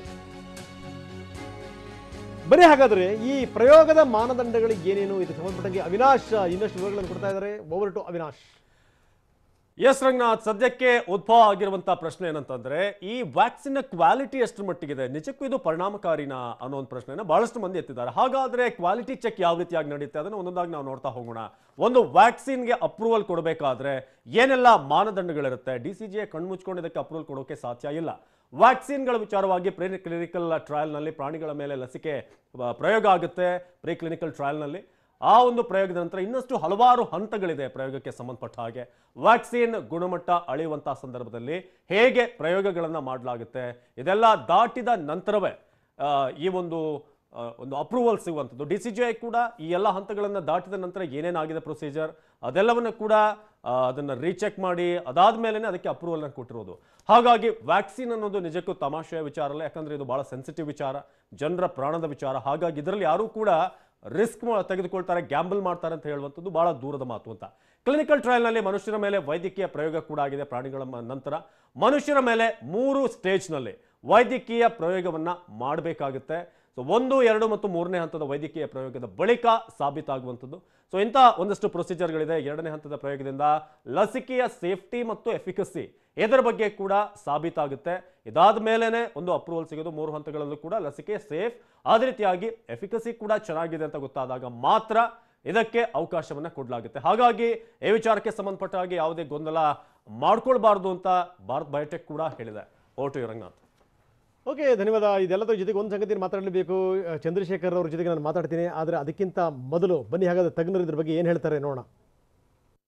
2019 CDSO has formed a gazette notification. Please, I request every one of them to read the guidelines of gazette notification 2019. That they clearly said, if you have a platform is a proven platform technology, number 1. Number 2, safe platform technology. Number 3, good preclinical trial data is available. Good phase 1 immunogenicity data. Phase 2 good immunogenicity data is available. Then you can license the product, emergency license. That is allowed according to Gazette notification. Many people, because the emergency license Gazette notification of 2019 gives an opportunity for me to get emergency license. When a law provides me, why not I? Right now, I ask a simple question. My Indian company, I don't want to name that company, they have done 1,200 people. They don't have phase 3 data. They have only phase 2, 100 people immunogenicity data. Did they publish any paper? Did they publish any paper? But they got license, no? In India? How did they get license? On a phase 2, 100 people immunogenicity data, they don't have even 1,200 people safety data also. Whereas I have 25,000 people safety data in this country. I have 1,000 people of immunogenicity data in this country. So when other company got emergency license based on the UK data, not on the Indian data. Indian data only 100 people data, nothing else. ಬನ್ನಿ doctor Chandrashekhar ಅವ್ರ ಜೊತೆಗೆ ನಾನು ಮತ್ತೆ ಮಾತಾಡ್ತೀನಿ. Doctor Chandrashekhar G, ನಾನು ಒಂದು example ಕೊಡಬೇಕು. ಏನು ಅಂದರೆ ಈ ನಮ್ಮವ್ರ ಮೇಲೆ ಜೊತೆಗೆ ನಾವು ತಯಾರಿಸ್ತೀವಲ್ಲ ವಸ್ತುಗಳ ಮೇಲೆ ನಮಗೆ ನಂಬಿಕೆ ತುಂಬ ಕಡಿಮೆ ಸರ್. ಅದು ಮೊದಲಿಂದ ನಮ್ಮ ರಕ್ತಗತವಾಗಿ ಬಂದಿರುವಂಥ ಗುಣ, ಏನು ಮಾಡೋಕ್ಕಾಗಲ್ಲ. ನಾನು ಇದಕ್ಕೆ ಪರ್ಯಾಯವಾಗಿ 1-2 ಎಕ್ಸಾಂಪಲ್ ಕೊಟ್ಬಿಡ್ತೀನಿ ನಿಮಗೆ. ನೋಡಿ, ಈ ಕ್ರಯೋಜನಿಕ್ ತಂತ್ರಜ್ಞಾನವನ್ನು ರಷ್ಯಾ ಕೊಡಬೇಕಾಗಿತ್ತು, ಕೊಡಲಿಲ್ಲ. ಜೊತೆಗೆ ಏನಂದರೆ ಅಮೆರಿಕದ ಒತ್ತಡದಿಂದ ಕೊಡಲಿಲ್ಲ. ಇತ್ತ ಅಮೆರಿಕನೂ ಪೂರೈಕೆ ಮಾಡಲಿಲ್ಲ. ಒಂದು ಸುದ್ದಿ ಬರುತ್ತೆ, ಇಲ್ಲ ಹಿಂಗೆ ಕ್ರಯೋಜನಿಕ್ ತಂತ್ರಜ್ಞಾನ ಕೊಡಲ್ವಂತೆ ಅಂತ. ಎಷ್ಟು ಕೂಲಾಗೆ ನಮ್ಮ ವಿಜ್ಞಾನಿಗಳು ಸ್ವೀಕರಿಸ್ತಾರೆ ಅಂದರೆ, ಆ ಪಕ್ಕದಲ್ಲಿ ತಿರುಗಿ ಯು ಆರ್ ರಾವ್ ಹೇಳ್ತಾರೆ, ಅಷ್ಟೇ ತಾನೇ, ಪರವಾಗಿಲ್ಲ ಬಿಡಿ, 5 ವರ್ಷದಲ್ಲಿ ನಾವು ಮಾಡೋಣ ಅಂತ. 3.5 ವರ್ಷದಲ್ಲಿ ಮಾಡಿ ತೋರಿಸ್ತೀವಿ ಸರ್. ಅಂದರೆ ನಾವು ಹೇಗೆ ಅಂತಂದರೆ ನಮಗೆ ಅಗತ್ಯ ಬಿತ್ತು ಅಂತಂದರೆ ಅನಿವಾರ್ಯತೆಯೇ ಅನ್ವೇಷಣೆ ಕಾರಣ. ನಾವು ಅನಿವಾರ್ಯಕ್ಕೆ ಹಿಡಿದ್ರೆ ಖಂಡಿತವಾಗ್ಲೂ ಏನು ಬೇಕಾದ್ರೂ ಮಾಡ್ತೀವಿ. ಇಸ್ರೋ ಫೇಲ್ ಆದಂಥ ಸಂದರ್ಭದಲ್ಲಿ ಕಾರ್ಟೂನ್ ಬರೆದಿದ್ರು ಸರ್, ಕಾರ್ಟೂನು ಪಟಾಕಿ ಹಾರಿಸ್ತಾರೆ ಅನ್ನೋ ರೀತಿಯಲ್ಲಿ ಕಾರ್ಟೂನ್ಗಳು ಬರೆದಿದ್ರು. ಈಗ ಎಲ್ಲಿದೆ ಇಸ್ರೋ? ಯಾಕೆ ನಮ್ಮಲ್ಲಿ ಇಂಥ ಗುಣ ಸರ್? ಏನೋ ಅವ್ರು ಹೇಳ್ತಾ ಇದ್ರು, ತಜ್ಞರು ಹೇಳ್ತಾ ಇದ್ರು, ತೀರಾ ಬೇರೆಯವರಿಗೆಲ್ಲ ಪರ್ಮಿಷನ್ ಕೊಡ್ತೀರಿ, ನಮಗೆ ಯಾಕೆ ಕೊಡಲ್ಲ ಅನ್ನುವಂಥ ಪ್ರಶ್ನೆ. ಏನಂತೀರಿ ಸರ್ ಇದ್ರ ಬಗ್ಗೆ? ಅಲ್ಲ, ಅದು ನಿಜ. ಅದು ನನ್ನ ಸ್ವಂತ ಅನುಭವವೂ ಹಾಗೆ ಇದೆ. ನಮ್ಮಲ್ಲಿ ಏನಾಗುತ್ತೆ ಅಂದ್ರೆ, ನಾವು ಯಾವುದೋ ಒಂದು ಸೈಂಟಿಫಿಕ್ ಇನ್ವೆನ್ಷನ್ ಅಥವಾ ಸೈಂಟಿಫಿಕ್ ಇದನ್ನ ಅಂದ್ಕೊಂಡ್ರೆ ಅದನ್ನ ನಾವು foreign country journals, foreign country approve ಮಾಡಿದ್ರೇನೆ ಕರೆಕ್ಟ್ ಅಂತ ಅನ್ಕೊಂಡು ನಾವು ಮುಂದುವರಿತಾ ಇದ್ದೀವಿ. ಅದನ್ನ ನಾವು ಈಗ ಹೊರಗೆ ಬರೋದು ಉತ್ತಮ ಅಂತ ಅನ್ಸುತ್ತೆ ಆಕ್ಚುಲ್ ಆಗಿ. ಯಾಕಂದ್ರೆ ನಮ್ಮಲ್ಲಿ ಸೈನ್ಸು, ಸೈಂಟಿಫಿಕ್ ಬೇಸು, ಸೈಂಟಿಫಿಕ್ ಡೇಟಾ, ಸೈಂಟಿಫಿಕ್ ಟ್ಯಾಲೆಂಟ್ಸು ಅಷ್ಟು ಪುಷ್ ಇದೆ ಆಕ್ಚುಲ್ ಆಗಿ, ಅಷ್ಟು ತುಂಬಾ ಆಗಿದೆ ಆಕ್ಚುಲ್ ಆಗಿ. ಯಾಕೆ ಬೇರೆ ಕಂಟ್ರೀಸ್ ಎಷ್ಟು ಫಾಸ್ಟ್ ಆಗಿ ವ್ಯಾಕ್ಸಿನ್ ಕ್ರಿಯೇಟ್ ಮಾಡ್ತು, ನಾವು ಅಷ್ಟೇ ಕ್ರಿಯೇಟ್ ಮಾಡಿದೀವಿ. ನಮ್ಮಲ್ಲೂ ಕೂಡ ಡೇಟಾಸ್ ಕ್ಲೀನ್ ಆಗಿ ಮಾಡಿದೆ ಆಕ್ಚುಲ್ ಆಗಿ. ಅಷ್ಟೆಲ್ಲ ಮಾಡಿದ್ರು ನನಗೆ ಈ ಅನುಮಾನ ನೋಡಿದಾಗ ಬಹಳಷ್ಟೇ ಏನೋ ಒಂಥರ ಬಹಳ ಕಾಳಜಿ ಆಗುತ್ತೆ. ಏನಂದ್ರ we feel very bad, depressed. ಯಾಕೆಂದ್ರೆ ನಮ್ಮ ವೈದ್ಯಕೀಯ, ನಮ್ಮ ಸೈನ್ಸ್ ಅಷ್ಟು ಮುಂದುವರೆದ್ರು ಕೂಡ ನಮಗೆ ನಮ್ಮ ಮೇಲೆ ಅನುಮಾನ ಅಂತ ಹೇಳಿದ್ರೆ ಬಹಳ ಕಷ್ಟ ಅನ್ಸುತ್ತೆ. ನನಗೊಂದೇ ಒಂದು ಅನುಮಾನ ಏನಂತ ಹೇಳಿದ್ರೆ, ಈ ಫಾರಿನ್ ಕಂಪನೀಸ್ ಏನಾದ್ರೂ ಇನ್ಫ್ಲೂಯೆನ್ಸ್ ಮಾಡಿ ಇವ್ರ ಕೈಯಲ್ಲಿ ಈ ರೀತಿ ಹೇಳಿಸ್ತಾ ಇದೆಯಾ ಏನು ಅನ್ನೋದೇ ನನಗೊಂದು ಇನ್ನೊಂದು ದೊಡ್ಡ ಅನುಮಾನ. ಯಾಕೆಂದ್ರೆ ಈಗ ಬಿಸ್ನೆಸ್ ಇಂಟ್ರೆಸ್ಟ್ ಇರೋದು ಆ ಕಂಪನಿಗಳಿಗೆ. ಆಕ್ಚುಲಿ ನನಗೆ ಒಂದು ಸ್ವಲ್ಪ ಟೈಮ್ ಕೊಡಿ ಡಾಕ್ಟರ್ ಚಂದ್ರಶೇಖರ್ ಜಿ, ನಮ್ಗೆ ಇನ್ನೊಂದು ಸ್ವಲ್ಪ ಹೊತ್ತು ನಮ್ಮ ಜೊತೆಗೆ ಇರಿ. ಇಂಥದ್ದೊಂದು ಅನುಮಾನ ಖಂಡಿತವಾಗಿ ಎಲ್ರಿಗೂ ಕಾಡೋದಕ್ಕೆ ಶುರುವಾಗುತ್ತೆ. ಸ್ವತಃ ವೈದ್ಯರಿಗೂ ಅನುಮಾನ ಮೂಡ್ತಾ ಇದೆ. ಯಾರೋ ದುಡ್ಡು ಕೊಟ್ಟು ಬೇರೆ ಬೇರೆ ರೀತಿಯಾದಂತ ಇನ್ಫ್ಲೂಯೆನ್ಸ್ ಸೇರಿ ರೀತಿಯಾಗಿ ಮಾತಾಡಿಸ್ತಾ ಇದ್ದಾರೆ ಕೆಲವೊಂದಷ್ಟು ಜನರ ಬಾಯಲ್ಲಿ ಅಂತ ಹೇಳಿ. ಎಲ್ಲಾ ನಿಯಮ ಪಾಲಿಸಿರುವಂತ ಲಸಿಕೆ ತಯಾರು ಮಾಡಲಾಗಿದೆಯಾ? ಈ ನಿಯಮಗಳನ್ನ ಪಾಲಿಸಿರುವಂತ ಅಥವಾ ಸೂಚನೆ ಇರುವಂತಹ ಅಥವಾ ಸೂಚಿಸಿರುವಂತಹ ನಿಯಮಗಳನ್ನ ಪಾಲನೆ ಮಾಡಿ ಈ ಲಸಿಕೆಯನ್ನ ರೆಡಿ ಮಾಡಲಾಗಿದೆಯಾ? 1 ಮತ್ತು 2ನೇ ಹಂತದ ಡೇಟಾವನ್ನ ಕೊಡದೇ ಇದ್ರೂ ಕೂಡ ಇಲ್ಲಿ ತುರ್ತು ಬಳಕೆಗೆ ಅವಕಾಶವನ್ನ ಮಾಡಿಕೊಡಲಾಗಿದೆ. ನಿಯಮ ಪಾಲನೆ ಬಗ್ಗೆ ಕಂಪನಿಯ MD ಹೇಳೋದಾದ್ರೂ ಏನು? ಲಸಿಕೆ ಸಂಶೋಧಿಸುವಾಗ ಎಲ್ಲಾ ನಿಯಮಗಳನ್ನ ಪಾಲಿಸಲಾಗಿದೆಯಾ?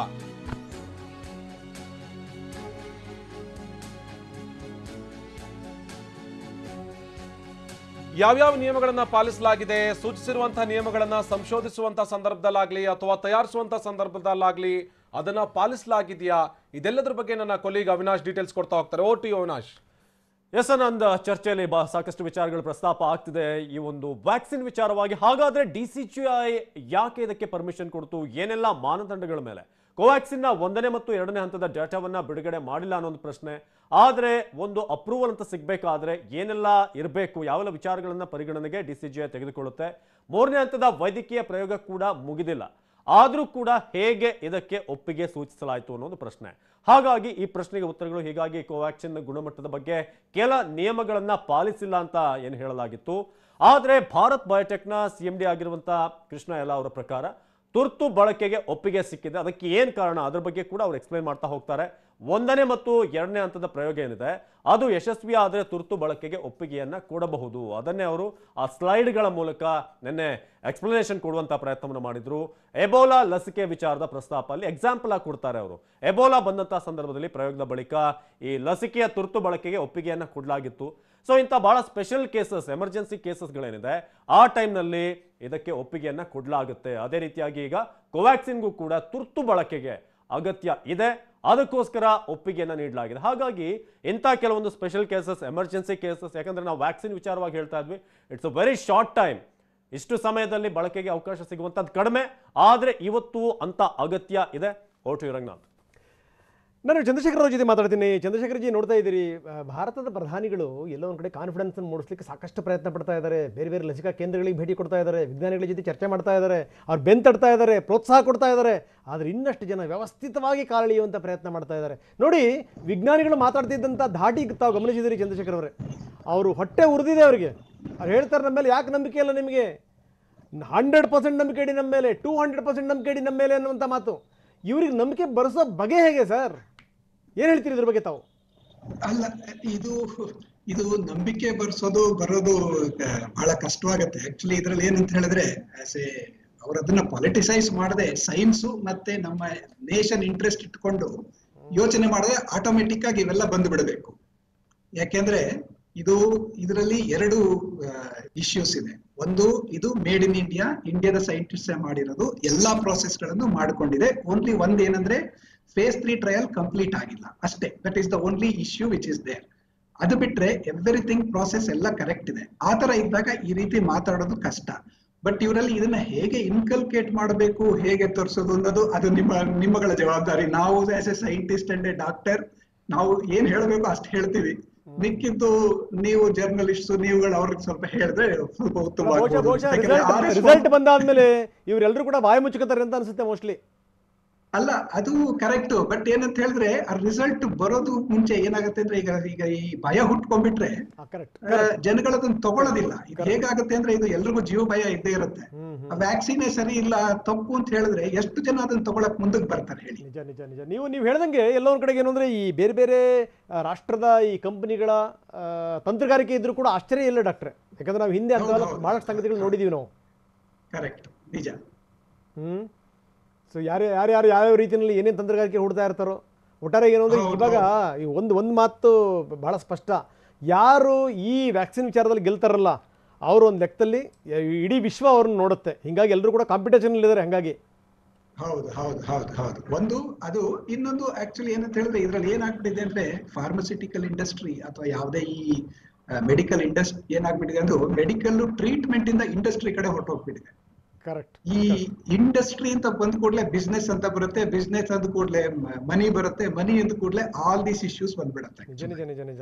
ಅದನ್ನೆಲ್ಲ ಪಕ್ಕದಲ್ಲಿ ಇಟ್ಬಿಟ್ಟು ನಾವೀಗ ಸದ್ಯಕ್ಕೆ ಈ ವ್ಯಾಕ್ಸಿನ್ ನ ಪೂರ್ಣವಾಗಿ ಜನಗಳಿಗೆ ಉಪಯೋಗ ಆಗುತ್ತಾ ಉಪಯೋಗ ಆಗಲ್ವಾ, ಎಷ್ಟು ಜನಕ್ಕೆ ಹೆಲ್ಪ್ ಆಗುತ್ತೆ ಹೆಲ್ಪ್ ಆಗಲ್ಲ, ಇಷ್ಟನ್ನಷ್ಟೇ ದೃಷ್ಟಿನಲ್ಲಿ ನೋಡ್ಬಿಟ್ರೆ ಒಂದು ಪರಿಸ್ಥಿತಿನಲ್ಲಿ ಬಹಳಷ್ಟು ಅನುಕೂಲ ಆಗುತ್ತೆ. Actually we should still remember that Wassermann ಅಂದ್ಬಿಟ್ಟು ಯಾರು ಸ್ಟ್ರೆಪ್ಟೊಮೈಸಿನ್ ಫಸ್ಟ್ ಕಂಡು ಹಿಡಿದು ಅವನು ಪೇಟೆಂಟೇ ತಗೊಳ್ಳಿಲ್ಲ. ನನಗಿದು ಪೇಟೆಂಟ್ ಬೇಡ, ಟ್ಯೂಬರ್ಕ್ಯುಲೋಸಿಸ್ಗೆ ಫ್ರೀ ಆಗಿ ತಗೊಳ್ಳಿ ಅಂತ ಹೇಳ್ಬಿಟ್ಟು ಬಿಟ್ಬಿಟ್ಟು ಆಕ್ಚುಲಿ ಒಂದಷ್ಟು ಆದ್ರೆ ಆರೋಪಗಳು ಮಾಡುವಂತ ಪೇಟೆಂಟ್ ತಗೊಂಡಿದ್ದಾರೆ ಸರ್. ಇಂತಿಂತ ಶಬ್ದಗಳನ್ನೇ ಬಳಸ್ತೀವಿ ನಾವು, ಆದಷ್ಟು ಕಾಲ ಎಳಿತೀವಿ ಅಂತ ಪೇಟೆಂಟ್ ಅವರ ಏನ್ ಮಾಡ್ತೀರಿ ಹೇಳಿ. ದುರದೃಷ್ಟಕರ ಸಂಗತಿ. Thank you very much doctor ji, ಇಲ್ಲಿ ತನಕ ಸಾಕಷ್ಟು ಮಾತಾಡಿದ್ರಿ ನಮ್ಮ ಜೊತೆಗೆ. Thank you very much madam. ಅವ್ರು ಹೇಳಿದಂತ ಮಾತು ಸತ್ಯ. ಎಲ್ಲೊಂದು ಕಡೆಗೆ ನಾನು ಹೇಳ್ತಾ ಇದ್ದೆ, ಆ ವಿಜ್ಞಾನಿಗಳು ಮಾತಾಡ್ತಿದ್ದಂತ ರೀತಿ ಇದೆಯಲ್ಲ, ಯಾಕಂದ್ರೆ ಅವ್ರಿಗೆ ಹೊಟ್ಟೆ ಉರಿದಿದೆ. ಯಾಕಂದ್ರೆ ಅವರು ಈ ಸುಮ್ಮನೆ ಅಲ್ಲ, ಹಗಲು ರಾತ್ರಿ ಕಸರತ್ತು ಮಾಡಿರ್ತಾರೆ ಮೇಡಮ್ ಅವರು. ಸೊ ಅದಕ್ಕೋಸ್ಕರ ಸಹಜವಾಗಿ ಅವ್ರ ಮಾತುಗಳನ್ನ ಕೇಳಿದಂತ ಸಂದರ್ಭದಲ್ಲಿ ಹೊಟ್ಟೆ ಉರದೆ ಮಾತಾಡಿರೋರು. ಆಮೇಲೆ ಇವಾಗ ನೆನ್ನೆ ನೋಡ್ತಾ ಇದ್ದೆ, ಅವರು ಕ್ಲಿನಿಕಲ್ ಸ್ಟಡಿ ಮಾಡಿರೋದು ಒಂದು ದೊಡ್ಡ MNC ಕಂಪ್ನಿ ಕ್ವಿಂಟಲ್ಸ್ ಅನ್ನೋ ಕಂಪ್ನಿಗೆ ಆಲ್ಮೋಸ್ಟ್ 100 ಕೋಟಿ ಹೂಡಿಕೆ ಮಾಡಿದ್ದಾರೆ ಓನ್ಲಿ ಕ್ಲಿನಿಕಲ್ ಸ್ಟಡಿಗೆ. ಅವರು ಅಷ್ಟು ಈಸಿಯಾಗಿ ತೊಗೊಂಡಿದ್ದಾರೆ. 100 ಕೋಟಿ ಒಂದು ವ್ಯಾಕ್ಸಿನ್ ಕ್ಲಿನಿಕಲ್ ಸ್ಟಡಿಗೆ ಹೂಡಿಕೆ ಮಾಡ್ತಾರಾ? ಇಷ್ಟೆಲ್ಲ ದುಡ್ಡು ಹಾಕಿ ಮನ್ಸುಗಳ್ಗಟ್ಟನೆ ವಿಜ್ಞಾನಿಗಳು ಹಗಲು ರಾತ್ರಿ ಅಂದೆ ಇದಕ್ಕೋಸ್ಕರ ಕೆಲಸ ಮಾಡಿ ಇವಾಗ ಈ ಥರ ಒಂದು ಪೊಲಿಟಿಸೈಸ್ ಮಾಡಿದ್ರೆ ಅವ್ರಿಗೆ ತುಂಬ ನೋವಾಗುತ್ತೆ. ಆಮೇಲೆ ಇನ್ಫ್ಲೂಯೆನ್ಸಾ ನೋಡಿ, ಇನ್ಫ್ಲೂಯೆನ್ಸಾ ವ್ಯಾಕ್ಸಿನ್ನು 6 ಮಂತ್ಸ್ ಅಷ್ಟೇ ಸ್ಟಡಿ ಮಾಡಬೇಕಾಗಿದೆ. ಯಾಕಂದರೆ ಅದು ರೂಪಾಂತರಿ ಆಗ್ತಾ ಇರುತ್ತೆ. ಕೊರೋನಾನು ಅದೇ ರೀತಿ ತಗೋತಾ ಇದೆ. ಇದ್ರ ಮೇಲೆ ಅರ್ಥ ಮಾಡ್ಕೋಬೇಕು. ರಿಸ್ಟ್ರಿಕ್ಟೆಡ್ ಎಮರ್ಜೆನ್ಸಿ ಅಪ್ರೂವಲ್ ಅಂದರೆ ಅರ್ಥ ಏನು ಅಂತ ಇಮಿಡಿಯೇಟಾಗಿ ಇವಾಗ ಕೊಟ್ಬಿಟ್ಟು ಎಲ್ಲ ಜನಕ್ಕೆ ಅಂತ ಅರ್ಥ ಅಲ್ಲ. ಏನಾದ್ರು ಎಮರ್ಜೆನ್ಸಿ ಬಂದಾಗ ಇದನ್ನು ಉಪಯೋಗಿಸ್ಬೋದು. ಕ್ಲಿನಿಕಲ್ ಸ್ಟಡಿ ಆನ್ ಗೋಯಿಂಗ್ ಆಗ್ತಾ ಇರುತ್ತೆ. ಮಾರ್ಚ್ ಸ್ಟಡಿ ಕಂಪ್ಲೀಟ್ ಮಾಡ್ತೀವಿ. ಅವರು ಎಲ್ಲ ಪ್ರೋಸೆಸ್ಸು ಕರೆಕ್ಟಾಗಿ ಮಾಡಿದ್ದಾರೆ. ಅನಿಮಲ್ ಸ್ಟಡಿ ರ್ಯಾಟು, ರ್ಯಾಬಿಟ್ಟು, ಮಂಗಗಳ ಮೇಲೆ ಅನಿಮಲ್ ಸ್ಟಡಿ ಕರೆಕ್ಟಾಗಿ ಮಾಡಿದ್ದಾರೆ. ಇಮ್ಯುನೋಜೆನಿಸಿಟಿ ಸ್ಟಡಿ ಕರೆಕ್ಟಾಗಿ ಮಾಡಿದ್ದಾರೆ. phase 1 phase 2 ಕರೆಕ್ಟಾಗಿ ಮಾಡಿದ್ದಾರೆ. ಎಲ್ಲ ಸೈಂಟಿಫಿಕಲಿ ಕರೆಕ್ಟಾಗಿ ಮಾಡಿ ಇವಾಗಲೇ 5 ಜರ್ನಲಲ್ಲಿ ಪಬ್ಲಿಷು ಮಾಡಿದ್ದೀವಿ. ಆ ಡೇಟಾಗಳು ನೋಡಿದ್ರೆ ಇದು ಪಾಸಿಟಿವ್ ಕಡೆ ಇದೆ, ಮ್ಯೂಟೆಂಟ್ ವೈರಸ್ ಮೇಲೂ ವರ್ಕ್ ಆಗುತ್ತೆ ಅಂತ ಒಳ್ಳೆ ಡೇಟಾ ಕೊಟ್ಟಿದ್ದಾರೆ. ಇದೊಂದು ಒಳ್ಳೆ ಕಂಪ್ನಿ. ಇದಕ್ಕೆ ಯಾಕೆ ಜನ ಇದನ್ನ ಪೊಲಿಟಿಸೈಸ್ ಮಾಡ್ತಾ ಇದ್ದಾರೆ, ನೆಗೆಟಿವ್ ಇದು ಮಾಡ್ತಾ ಇದ್ದಾರೆ. ಆಮೇಲೆ ಈ ಡಾಕ್ಟರ್ ಹೇಳ್ದಂಗೆ ಸೈಕಾಲಜಿಕಲು ಜನ ಕುಂದು ಹೋಗ್ಬಿಡ್ತಾರೆ. ಇದೇನೋ ವ್ಯಾಕ್ಸಿನ್, ಇದು ಈ ಪಕ್ಷದ ವ್ಯಾಕ್ಸಿನು, ಆ ಪಕ್ಷದ ವ್ಯಾಕ್ಸಿನು, ಇದು ಹಿಂಗಾಗತ್ತೆ ಹಂಗಾಗತ್ತೆ ಅಂದಾಗ ವ್ಯಾಕ್ಸಿನ್ ತಗೊಳಕ್ಕೆ ಜನ ಭಯಭೀತಿ ಪಡೋಕ್ಕೆ ಶುರು ಮಾಡ್ತಾರೆ. ಸೊ ಇದನ್ನೆಲ್ಲ ಬಿಟ್ಬಿಟ್ಟು ನಮ್ಮ ದೇಶದ ಈ ಪ್ರಾಡಕ್ಟ್ನ ದಯವಿಟ್ಟು ನಂಬಿ, ನಮ್ಮ ವೈದ್ಯಕೀಯ ಸಿಸ್ಟಮ್ನ ನಂಬಿ, ಖಂಡಿತವಾಗೂ ಇದರಿಂದ ಎಲ್ಲರಿಗೂ ಒಳ್ಳೇದಾಗತ್ತೆ ಅಂತ ಹೇಳಕ್ಕೆ ಇಷ್ಟಪಡ್ತೀನಿ. ಎಸ್ ಮೇಡಮ್, ಇದಕ್ಕೆ ಸಂಬಂಧಪಟ್ಟಂಗೆ ಇನ್ನಷ್ಟು ನಾವು ಚರ್ಚೆ ಮಾಡ್ತೀವಿ. ಆದರೆ ಅದಕ್ಕಿಂತ ಮೊದಲು ಬನ್ನಿ, ಮೈಸೂರಲ್ಲಿ ಡಾಕ್ಟರ್ ಶಿಲ್ಪಾ ಸಂತೃಪ್ತಿದಾರ್ ಅವ್ರು ಹೇಳಿದ್ರೆ ಏನಂದ್ರೆ ನಾನು ಕೂಡ ತಗೊಂಡಿದ್ದೀನಿ, ಯಾವುದೇ ತೊಂದರೆಗಳಾಗಿಲ್ಲ ಅಂತ. ಮೇಡಮ್, ಈ ರೀತಿ ಅಪಸ್ವರಗಳು ಬರ್ತಾವಲ್ಲ, ತಾವು ಸಾರಿ ಹೇಳ್ತಾ ಇದ್ದೀರಿ, ಕೋಟಿಗಟ್ಟಲೆ ಜನ ನೋಡ್ತಾ ಇದ್ದಾರೆ, ಒಂದು ಒಳ್ಳೆ ಸಂದೇಶ ಕೂಡ ರವಾನೆ ಆಗ್ತಾ ಇದೆ. ಜನಗಳಿಗೆ ಹೆಂಗೆ ಕನ್ವಿನ್ಸ್ ಮಾಡೋದು ಈ ವಿಚಾರಕ್ಕೆ ಸಂಬಂಧಪಟ್ಟಂಗೆ? ನಾಯಕರಿಗೆ ಹೆಂಗೆ ಜ್ಞಾನೋದಯ ಬರೆಸೋದು ಮೇಡಮ್ ಈ ವಿಚಾರಕ್ಕೆ ಸಂಬಂಧಪಟ್ಟಂಗೆ? ಒಂದು ಹೇಳಬೇಕು ಅಂದರೆ, ಈ ವ್ಯಾಕ್ಸಿನ್ ಟ್ರಯಲ್ಸಲ್ಲಿ ಏನು ಕಂಪನಿಗಳು ಇನ್ವಾಲ್ವ್ ಆಗಿದ್ದಾರೆ ಮತ್ತು ಈ ವ್ಯಾಕ್ಸಿನ್ ಅಪ್ರೂವಲ್ ತೊಗೊಂಡು ಮ್ಯಾನುಫ್ಯಾಕ್ಚರ್ಗೆ ಮುಂದಾಗಿದ್ದಾರೆ, ಅವೆಲ್ಲ ವೆರಿ ರೆಪ್ಯೂಟೆಡ್ ಕಂಪನೀಸು. ನಮ್ಮ ಇಂಡಿಯಾದಲ್ಲಿ 25-30 ವರ್ಷದಿಂದ ಈ ವ್ಯಾಕ್ಸಿನ್ ಒಂದು ಫೀಲ್ಡಲ್ಲೇ ಅವರು ಆಲ್ರೆಡಿ ಟ್ಯಾಲೆಂಟೆಡ್ ಆಗಿದ್ದಾರೆ, ಅದರೊಳಗೇನೆ ಎಕ್ಸ್ಪೀರಿಯನ್ಸ್ಡ್ ಆಗಿದ್ದಾರೆ. ಇದು ಫಸ್ಟ್ ವ್ಯಾಕ್ಸಿನ್ ಅಲ್ಲ, ಈ ಕಂಪ್ನಿಗಳು ಏನು ತಯಾರಿಸ್ತಾ ಇದ್ದಾರೆ, ಈ ಎಲ್ಲ ಟ್ರಯಲ್ಸಲ್ಲಿ ಇನ್ವಾಲ್ವ್ ಆಗಿರೋ ಕಂಪ್ನಿಗಳು. ಸೊ ಸುಮಾರು ವ್ಯಾಕ್ಸಿನ್ಗಳು ಈಗ ಆಲ್ರೆಡಿ ತಯಾರಿಸಿ ಬಿಡುಗಡೆ ಮಾಡಿದ್ದಾರೆ, ಬೇರೆ ದೇಶಗಳಿಗೂ ಕೂಡ ಎಕ್ಸ್ಪೋರ್ಟ್ ಮಾಡ್ತಾ ಇದ್ದಾರೆ.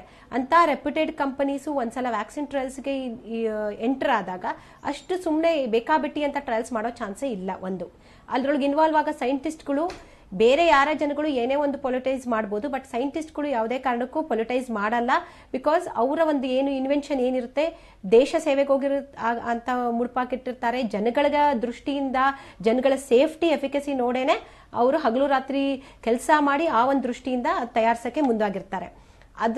ಅದರ ನೆಕ್ಸ್ಟ್ ಫೇಸು DCGI ಅಪ್ರೂವಲ್ ಮಾಡಬೇಕಾದ್ರೆ ಈ ಒಂದೆಲ್ಲ ಸೇಫ್ಟಿ ಎಫಿಕಸಿ ನೋಡ್ದಲೇ ಸುಮ್ಮನೆ ಯಾವುದೋ ಒಂದು ಕಂಪನಿ ಯಾವುದೋ ಒಂದು ಪೊಲಿಟಿಕಲ್ ಪಾರ್ಟಿ ಹೇಳಿತು ಅಂತ ಅಪ್ರೂವಲ್ ಮಾಡಲ್ಲ. ಎಲ್ಲಾನು ನೋಡಿ, ಬಿಕಾಸ್ ನಾಳೆ ದಿವಸ ರೆಸ್ಪಾನ್ಸಿಬಿಲಿಟಿ ತಗೊಳೋದು DCGI, not the any other political party.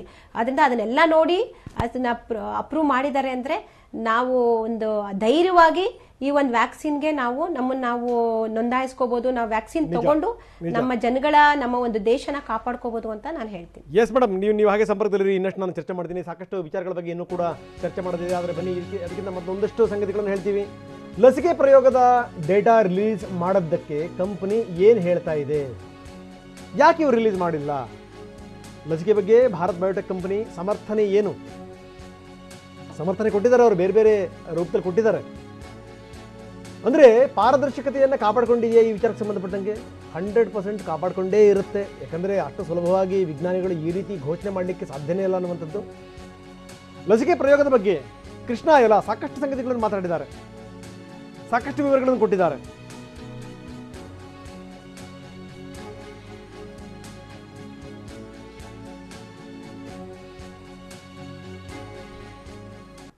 ಬನ್ನಿ ಡೇಟಾ ಬಿಡುಗಡೆ ಮಾಡೋದಕ್ಕೆ ಸಂಬಂಧಪಟ್ಟ ಹಾಗೆ, ಜೊತೆಗೆ ಹಾಗಾದರೆ ನಿಜಕ್ಕೂ ಈ ಕಂಪನಿ ಹತ್ರ ಯಾವ್ಯಾವ ಡೇಟಾ ಇದೆ, ಇದಕ್ಕೆ ಸಂಬಂಧಪಟ್ಟಂಗೆ ಕೃಷ್ಣ ಎಲ್ಲ ಹೇಳಿರುವಂಥದ್ದು, ಇದಕ್ಕೆ ಸಂಬಂಧಪಟ್ಟ ಹೆಚ್ಚಿನ ವಿವರವನ್ನು ಕೊಡ್ತಾ ಇದ್ದಾರೆ Avinash.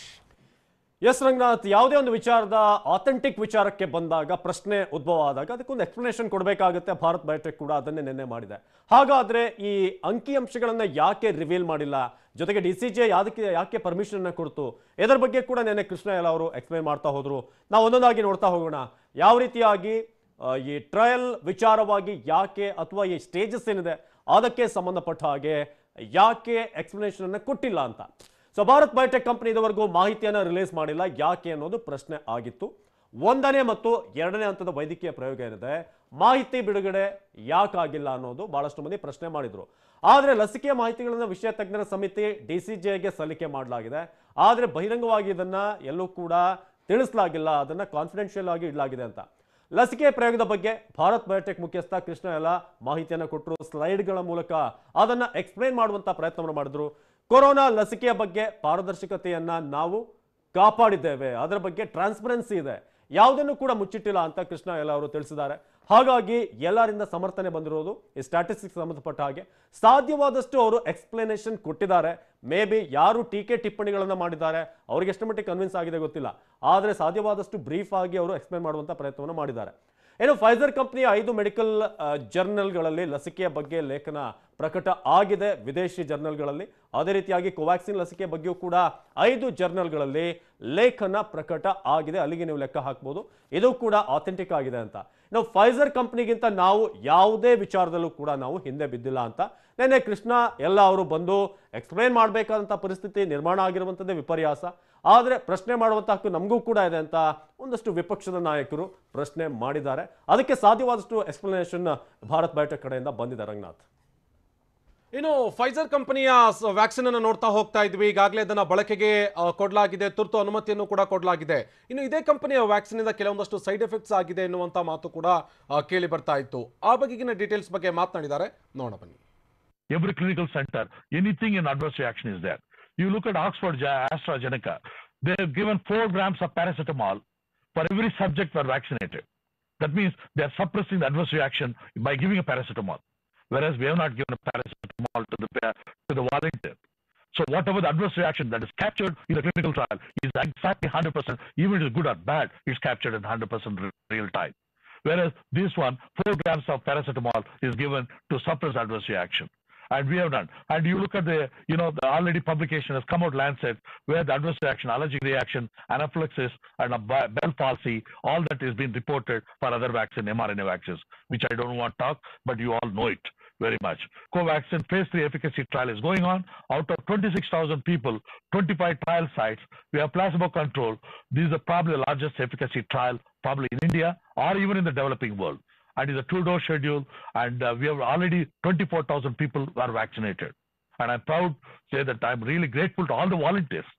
In the interest of Indian company, in the interest of the clinical research, they came forward without any financial incentive. They came forward and volunteered themselves. I'm grateful to them. And every principal investigator, their efforts and hard work, I have to salute them. And I want to tell you, our drug controller, great people in that way. I'll tell you why it is important. No blame. But we need maybe February, March, data will be coming out on phase 3 efficacy. ಇಲ್ಲಿ ಗಮನಿಸ್ತಾ ಇದ್ದೀವಿ ಬೇರೆ ಬೇರೆ ವ್ಯಾಕ್ಸಿನ್ಗಳು ಕೊಟ್ಟಂತ ಸಂದರ್ಭದಲ್ಲಿ ಆದಂತಹ side effects, ಅದರ ಜೊತೆಗೆ ಭಾರತ್ ಬಯೋಟೆಕ್ ಅಭಿವೃದ್ಧಿಪಡಿಸಿರುವಂತಹ ಕೋವ್ಯಾಕ್ಸಿನ್ ಕೊಟ್ಟಂತ ಸಂದರ್ಭದಲ್ಲಿ ಯಾವ ಸೈಡ್ ಎಫೆಕ್ಟ್ಸ್ಗಳು ಇತ್ತು ಅನ್ನುವಂಥದ್ದನ್ನ ಸ್ವತಃ ಇಲ್ಲಿ ಅವ್ರು ಹೇಳ್ತಾ ಇದ್ರು. ದಿವ್ಯ ಅವರಲ್ಲಿ ಗಮನಿಸ್ತಾ ಇದ್ವಿ ಮೇಡಮ್, ಇಲ್ಲಿ 4 ಗ್ರಾಮ್ ಪ್ಯಾರಾಸಿಟಮಾಲ್ ಅನ್ನ ಕೊಟ್ಟು ನಾವು ಸಪ್ರೆಸ್ ಮಾಡೋದಕ್ಕೆ ಪ್ರಯತ್ನ ಪಟ್ಟರು ಆಸ್ಟ್ರಾಜೆನೆಕಾ ಅವರು ಇಮಿಡಿಯೇಟ್ ಆಗಿ ಸಬ್ಜೆಕ್ಟ್ಗೆ ಅನ್ನುವಂತ ಮಾತನ್ನ ಹೇಳ್ತಾ ಇದ್ರು. ಆದ್ರೆ ಕೋವ್ಯಾಕ್ಸಿನ್ ಅಲ್ಲಿ ಅಂತ ಯಾವುದೇ ರೀತಿಯಾದಂತಹ ಸೈಡ್ ಎಫೆಕ್ಟ್ಸ್ ಇಲ್ಲ ಅನ್ನುವಂತ ಮಾತನ್ನ ಸ್ಪಷ್ಟಪಡಿಸ್ತಾ ಇದ್ದಾರೆ. ಅಲ್ಲ ಒಂದು ಏನಂದ್ರೆ ಅದಕ್ಕೆ ಸಂಬಂಧಪಟ್ಟಂಗೆ ಇನ್ನೊಂದು ಹೇಳಬೇಕು ಮೇಡಮ್, ಏನಂದ್ರೆ ನಾವು ಪ್ಯಾರಾಸಿಟಮಾಲ್ ನ ಜಾಸ್ತಿ ತಗೋಬಾರದು ಅಂತ ಇದೆ ಅದ್ರಲ್ಲಿ ಇನ್ಸ್ಟ್ರಕ್ಷನ್ಸ್. ಜಾಸ್ತಿ ತಗೊಂಡ್ರೆ ನೀವೇನಾದ್ರು ಕಿಡ್ನಿ ಮೇಲೆ ಅದ್ರ ಪರಿಣಾಮ ಆಗುತ್ತೆ, ಬೇರೆ ಬೇರೆ ಅಂಗಾಂಗಗಳ ಮೇಲೆ ಪರಿಣಾಮ ಆಗುತ್ತೆ ಅನ್ನುವಂಥದ್ದು ಭಾಳ ಆಶ್ಚರ್ಯ ಆಗುವಂಥದ್ದು. 4 ಗ್ರಾಮ್ ಅಂತಂತಂದ್ರೆ ಎಷ್ಟರ ಮಟ್ಟಿಗೆ ಅಂದರೆ ಬಹುಶಃ ನಂಗೆ ಅನಿಸುತ್ತೆ ಅದರ ಎಫೆಕ್ಟನ್ನು ಅಂದರೆ ಅಡ್ವರ್ಸ್ ಎಫೆಕ್ಟನ್ನು ಕಡಿಮೆ ಮಾಡೋಕ್ಕೋಸ್ಕರ ಇದಾಗಿ ಆಗ್ತಾ ಇದೆಯೋ ಅಂತ. ಇದ್ರ ಬಗ್ಗೆ ನಾನು ಹೇಳಕ್ಕೆ ಇಷ್ಟಪಡ್ತೀನಿ ಅಂದರೆ ಇಮಿಡಿಯೇಟಾಗಿ ಜ್ವರ ಬರೋದು ಅಥವಾ ಏನೇನೋ ಒಂದು ಸೈಡ್ ಎಫೆಕ್ಟ್ಸ್ ಇರುತ್ತೆ, ಅದು ಇಮಿಡಿಯೇಟಾಗಿ ರಿಪೋರ್ಟ್ ಆಗಬಾರ್ದು. ರಿಪೋರ್ಟ್ ಆದರೆ ಆ್ಯಸ್ ಪರ್ ಕ್ಲಿನಿಕಲ್ ಸ್ಟಡಿ ಇಷ್ಟು ಸೈಡ್ ಎಫೆಕ್ಟ್ಸ್ ಏನಾದ್ರು ರಿಪೋರ್ಟ್ ಆದರೆ ಆ ಪ್ರಾಡಕ್ಟು ಅಥವಾ ಆ ವ್ಯಾಕ್ಸಿನ್ನ ಯೂಸ್ ಮಾಡೋಂಗಿಲ್ಲ ಅಂತ ರೆಗ್ಯುಲೇಟ್ರಿನವರು ಒಂದು ಸ್ಟಾಪ್ ಹಾಕ್ಬಿಡ್ತಾರೆ. ಜಾಸ್ತಿ ಅಡ್ವರ್ಸ್ ಇಫೆಕ್ಟು ಇಷ್ಟು ಜನದಲ್ಲಿ ಎಷ್ಟು ಜನಕ್ಕೆ ಅಡ್ವರ್ಸ್ ಎಫೆಕ್ಟ್ ಇದೆ, ಓಕೆ ಬರೀ 10% ಜನಕ್ಕೆ 20% ಜನಕ್ಕೆ ಇಷ್ಟು ಪರ್ಸೆಂಟ್ ಮೇಲೆ ಜನಕ್ಕೆ ಅಡ್ವರ್ಸ್ ಎಫೆಕ್ಟ್ ಹಾಕಿದ್ರೆ ರೆಗ್ಯುಲೇಟರಿ ಏಜೆನ್ಸಿ ಏನು ಮಾಡುತ್ತೆ, ಆ ವ್ಯಾಕ್ಸಿನ್ ಮೇಲೆ ಒಂದು ಹೋಲ್ಡ್ ಹಾಕ್ಬೋದು. ಅದಕ್ಕಾಗಿ ಏನು ಮಾಡ್ತಾರೆ, ಈ ಪ್ರೋಟೋಕಾಲ್ ಪ್ರಿಪರೇಷನ್ ಮಾಡಬೇಕಾದ್ರೆ ಸೇಫ್ಟಿಗೋಸ್ಕರ ಒಂದು 4 ಪ್ಯಾರಾಸಿಟಮಾಲ್ ಕೊಡ್ತೀವಿ ಅಂತ ಸ್ಮಾರ್ಟ್ ಆಗಿ ಒಂದು ರಿಸ್ಟ್ರಿಕ್ಷನ್ ಹಾಕಲ್ವಾ ಅಂತ ಈ ಏಜೆನ್ಸಿಗಳು. ಈ ಕೊಡುವಂತ ಪ್ಯಾರಾಸಿಟಮಾಲ್ ಆಗಿರ್ಬೋದು ಬೇರೆ ಬೇರೆ ಟ್ಯಾಬ್ಲೆಟ್ಗಳನ್ನ ಜೊತೆ ಕೊಟ್ರೆ ಅದಕ್ಕೆ ರಿಸ್ಟ್ರಿಕ್ಷನ್ಸ್ ಇರಲ್ವಾ ಅಂತ ಮೇಡಮ್? ಅದಕ್ಕೆ ಇನ್ನೊಂದು ಕ್ಲಾಸ್ ಅವ್ರು ಹಾಕಿರ್ತಾರೆ, ಇದು ಸೇಫ್ಟಿ ಜ್ವರ ಬರುವಂತ ಸಾಧ್ಯತೆಗಳಿದೆ ಅದಕ್ಕೆ ಇದು ಕೊಟ್ಟಿದ್ದೀವಿ ಅಂತ ಇದು ಮಾಡಿರ್ತಾರೆ. ಸೊ ಸೈಡ್ ಎಫೆಕ್ಟ್ಸ್ನ ಸಪ್ರೆಸ್ ಮಾಡೋಕ್ಕೆ ಯೂಶಲಿ ಈ ಥರ ಮಾಡಿರ್ತಾರೆ. ಬಟ್ ನಮ್ದು ಈ ಭಾರತ್ ಬಯೋಟೆಕ್ ಅವರು ಆ ಥರದ್ದು ಯಾವುದನ್ನು ಮೆಡಿಕೇಶನ್ಸ್ ಕೊಡ್ತಾ ಇಲ್ಲ ಅಂತ ಹೇಳ್ತಾರೆ. ಹಾಗೂ 24,000 ಜನದ ಮೇಲೆ ಆಗಲೇ ಇದು they have already completed first dose without any medication ಅನ್ನೋದೊಂದು ಪಾಸಿಟಿವ್ ನ್ಯೂಸು. ಓಕೆ, ಇಲ್ಲಿ ಗಮನಿಸ್ತಾ ಇದ್ವಿ ಬೇರೆ ಬೇರೆ ವ್ಯಾಕ್ಸಿನ್ಗಳ ಜೊತೆಗೆ ಕಂಪ್ಯಾರಿಸನ್ ಮಾಡುವಂತ ಸಂದರ್ಭದಲ್ಲಿ ಕೃಷ್ಣ ಎಲ್ಲ ಅವ್ರು ಮಾತನಾಡ್ತಾ ಇರುವಂತ ಮಾತನ್ನ ಕೇಳಿಸ್ಕೊಂಡಂತ ಸಂದರ್ಭದಲ್ಲಿ ನಿಜವಾಗ್ಲೂ ಭಯ ಆಗುತ್ತೆ.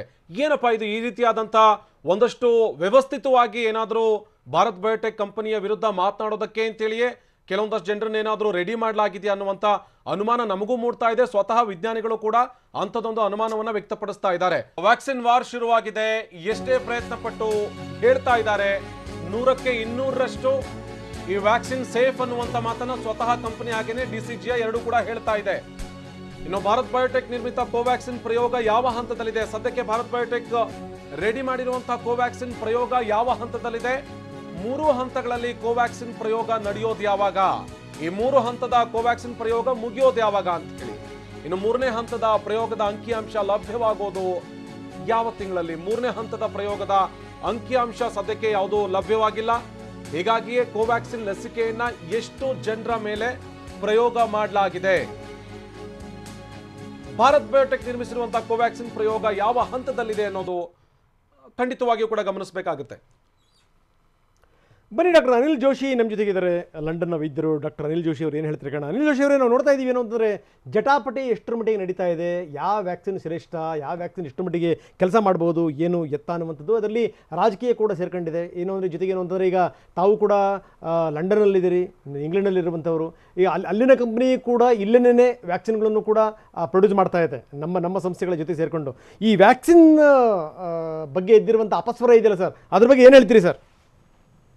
Thank you for calling.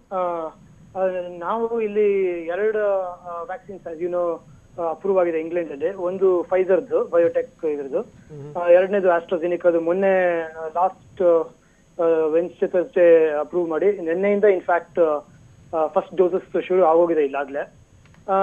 But obviously ನಾನು ಇವಾಗ ನಿಮ್ ನ್ಯೂಸ್ಗಳೆಲ್ಲ ಸ್ವಲ್ಪ ನೋಡ್ತಾ ಇದ್ದೆ ಇಂಡಿಯಾದ್ರದ್ದು. ಇಲ್ಲಿ ಇವೆರಡು ವ್ಯಾಕ್ಸಿನ್ ರಿಲೀಸ್ ಮಾಡಿರೋದು after all the phase 3 trials complete ಆಗಿ ಅದರದ್ದು ಎಲ್ಲ ಟ್ರಾನ್ಸ್ಪರೆಂಟ್ ಆಗಿ ಹೊರಗಡೆ ಇನ್ಫಾರ್ಮೇಶನ್ ಕೊಟ್ಟು ಅದು then it was approved by the MHRA of England.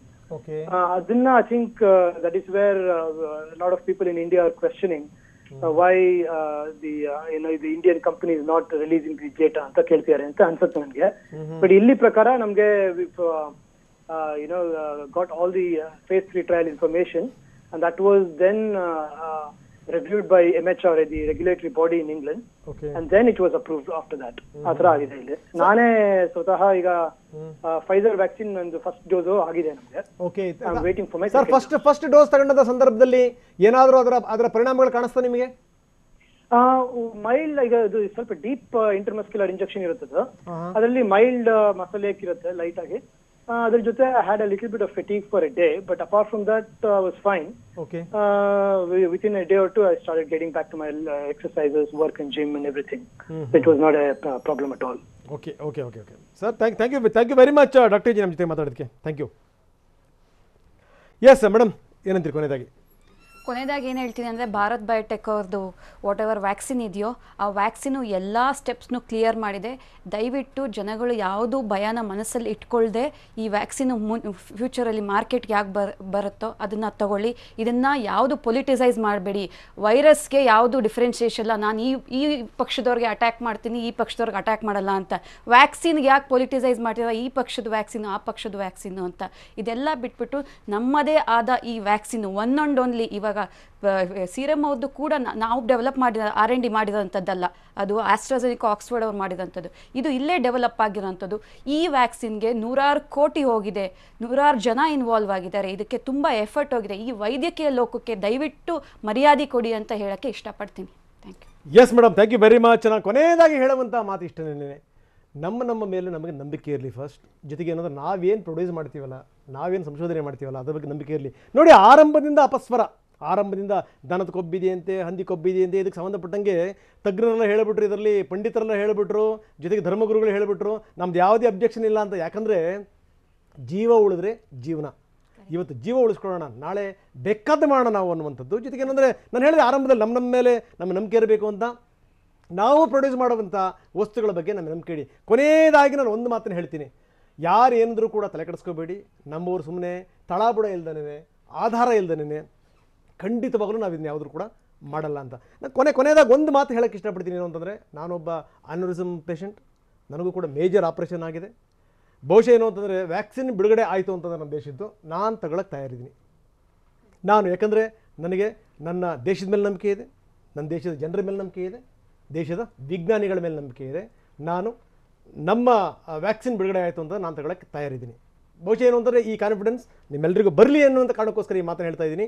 ನಮ್ಮ ಮೇಲೆ, ನಮ್ಮ ದೇಶದ ಮೇಲೆ ನಾವೇನು ಸಂಶೋಧನೆ ಮಾಡ್ತೀವಿ ಅದರ ಬಗ್ಗೆ ನಂಬಿಕೆ ಇಟ್ಕೊಳ್ಳೋಣ ಅಂತ ಹೇಳ್ತಾ ಇವತ್ತಿನ ಚರ್ಚೆ ಮುಗಿಸ್ತಾ ಇದ್ದೀನಿ. ನಮಸ್ಕಾರ. Thank you very much.